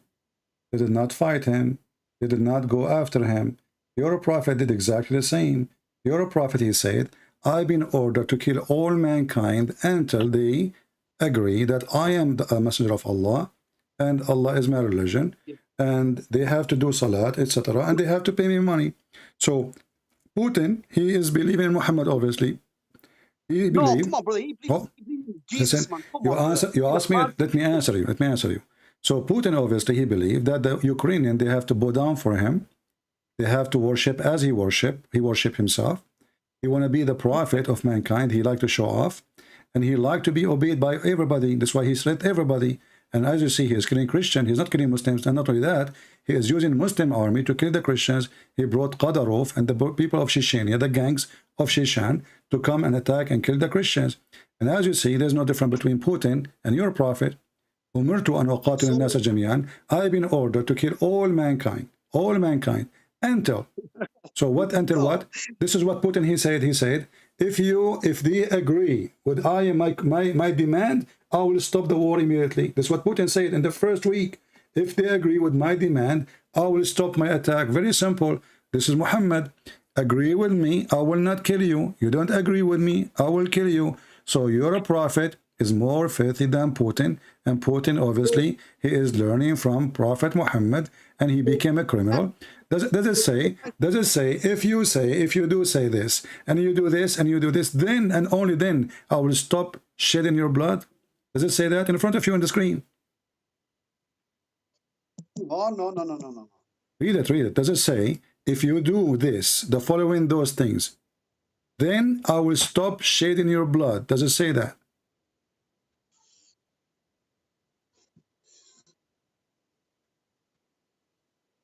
No. Hello? What's wrong with the, you cough when you want to escape. You don't hear me when you want. My friend, let me repeat the question. No, Okay, does it say that the Muhammad, he will stop shedding your blood only if you obey him, or I am lying? brother, he was living with Jews. I don't care. He killed them all. He killed them all. Putin, he used to live with Ukrainian too. And now he is killing them all. Don't change the topic. You are the one who opened the question. Did your prophet, he make it clear? I've been ordered, I've been commanded to kill all mankind until they satisfy that there's no God but Allah and there's no prophet but Muhammad. And then they do obey me. They pray as I pray. They slaughter as I slaughter. They even eat as I eat. And then and only then their blood and their worth is safe from my hands. Is that correct? I have been kind to find mankind until they say no God but Allah, yeah? More coughing.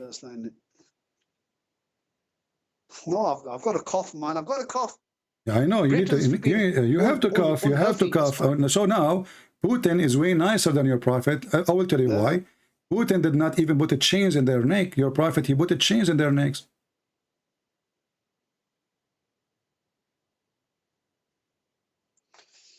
and to kill unbelievers as the next text state. Islam has taught me how to be merciful. It says, I have been ordered to kill the people until they testify there is no God but Allah, and they establish if they do that, their blood and wealth are protected from me by the rights of Islam. Their reckoning will be with Allah, yeah? Yeah, so your prophet, he is a gang, he is a Hitler. Hitler, he said, you have to obey Hitler. I am the only one in this world. Everybody have to worship me, bow down to me. We are the best. And if you don't, we will kill you. And he start killing people. And this is Putin now. He is learning from Hitler. Hitler learned from Muhammad. And Muslims, they praise Hitler. And not only that, let me ask you, is it true that the Muslims are the best of mankind? Yes. Why they are the best of mankind? What makes them the best? Because we are the closest ones that follow the No, this is not the reason. This is not the reason. The reason is because you have a duty to put the chains around the necks of mankind and bring them into slavery, or they have to convert to Islam. Is that correct? No, that's open. Are you sure? No. There's no compulsion in religion. That's what Quran says. Allah says there's no compulsion in religion. That's false. You just said your prophet saying, I'm in order to kill all mankind until they say, and you are saying to me no compulsion in religion. Listen, Abdul. This is why your prophet is an idiot. Here we go. You can cough, by the way, if you want. This is my friend. This is your prophet saying that the Muslims are the best of mankind because they will bring mankind into Islam and the chains around their necks. Did your prophet says that, or I'm lying? Unbelievers take place demonstrates. This hadith is only got to do with the Arabs, brother. I'm reading a commentary here. What? I'm reading a commentary. What? This is only talking about the pagan Arabs. It doesn't matter if they are pagan Arab or are they chicken. They are human. I mean, your answer is very stupid, my friend. It says I've been ordered to fight all mankind, and now this is only the Arab. It says they are the best of all mankind, the best of all mankind, the best of all mankind, and now he's speaking and doesn't make a difference. I'm an Arab, so it's okay for you to bring me with a chain in my neck. Is that justifying it for you? Our friend, just go, man. You guys just go and cough. What a hilarious answer. This is only for the Arab, as if this is even better. This is even more horrible.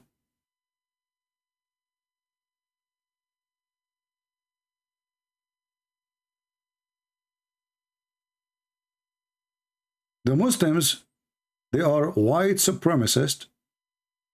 They think they are the best of mankind. This is a fascism. Fascist. The fascist Muhammad told them, you have authority to kill them all. Or they bring them with the chain around their neck. He's a fascist. He's a Hitler himself. And this is why Hitler,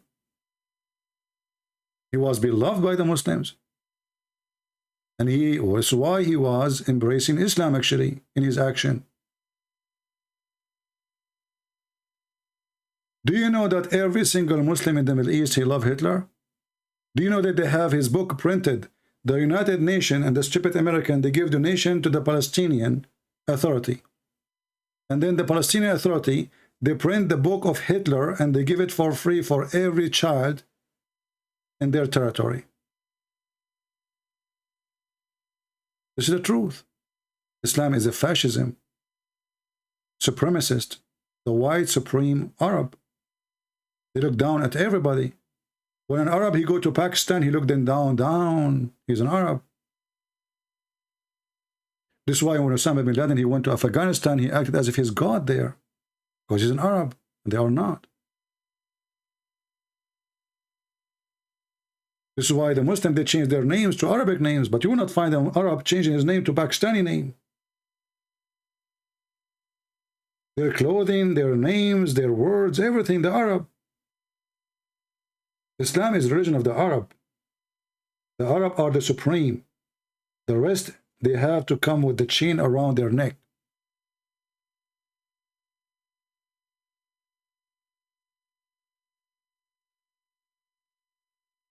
And now you can take your time to cough.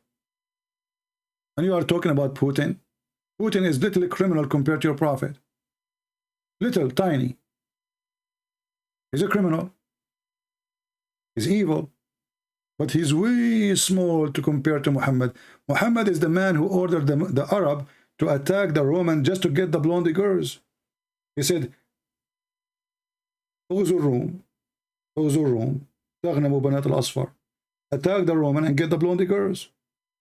Not attack the Roman so we spread Islam, no. To get the blonde girls. Our friend, you are talking to Christian Prince. And the laundry of your prophet, all of it is here. This is why my room stink. Because your prophet is in it. I hope you guys, you have a good time and you learn. Please take a reference. Feel free to download my videos and you can repost them. Don't worry about it. I don't flag people for copyright because simply what I do is for free for everybody. We want the Christians, non-Christians, everybody to learn that Islam is a pure evil cult. It's a violence. It's disgusting. It's a religion teaching hate. And we should help Muslims to get out of their hate. We don't hate Muslims. But as you see, this is a very hateful religion. So I hope today we were able to serve you and teach you and give you some information. You can use it. Please take reference. If you like education, education is the best thing you can accomplish in life. Knowledge is the most powerful thing you can earn. Money can come, money can go, but even if you became homeless, your education will stay with you and you can make living again because you are educated. A person have no education, he loses money, he lost everything. Education, education, education. The Bible says, my people have been destroyed because of their ignorance. So, learn, educate yourself, and then you will become respected wherever you go. When somebody now, you go to some society, a group of people talking about Islam, and you are the one who learn, and people will be really looking, wow, this guy, he knows what he's talking about. You will not look like a fool, joining the other fools who are saying stupid things about Islam, which is not true. Islam is peace. Islam, you know, the Mujahideen, they have a wrong interpretation of the Quran. But this is Muhammad. Did Muhammad have a wrong interpretation? When ISIS, they commit their crimes, they quote Muhammad. They don't quote Jesus. They don't quote interpretation. They quote Muhammad words as it is. And Muhammad actions speak for the words. And as always I say, if a fool Muhammad can fool you, a fool like Muhammad can fool you, how foolish are you? This is religion of foolishness. How in the world anyone can believe that there is a God? If I believe in him, he will make my penis endless as size, and he will give me a lot of women to boom boom. Isn't it obvious that this is stupid? Do you have to be genius?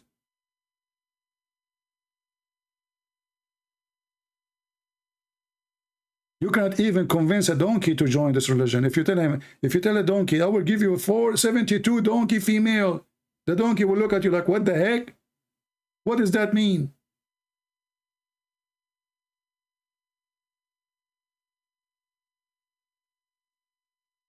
This is religion. Speak to your greed. The greed of owning more women.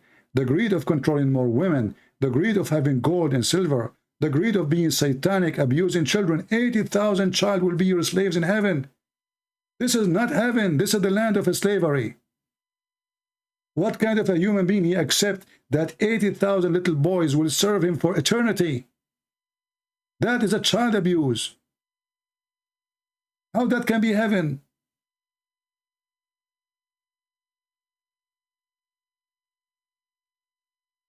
In heaven, you should be serving a child, not a child serving you. In heaven, you should be loving your wife, not your wives are just for lust. And there's tons of them. And they are programmed, and even the Quran promised them that they will have no jealousy. They are just silicon. So my friend, learn, educate yourself, and learn the truth. The truth will set you free. Always remember, in case you lose our channel for some reason, always you can go to patreon.com/ChristianPrince, and you do not need to make a donation. You can just go in, check the last video I posted, and you will know where I will be. Thank you for being here. May the Lord bless you, And this is your brother Christian Prince who is serving you for today humbly. And tomorrow, Sunday, I hope I will be able to go live on the morning again, and we will meet you again. God is willing. Thank you. God bless. Christ is Lord, and Islam is a scam. Islam without lies dies. Remember that. Take care.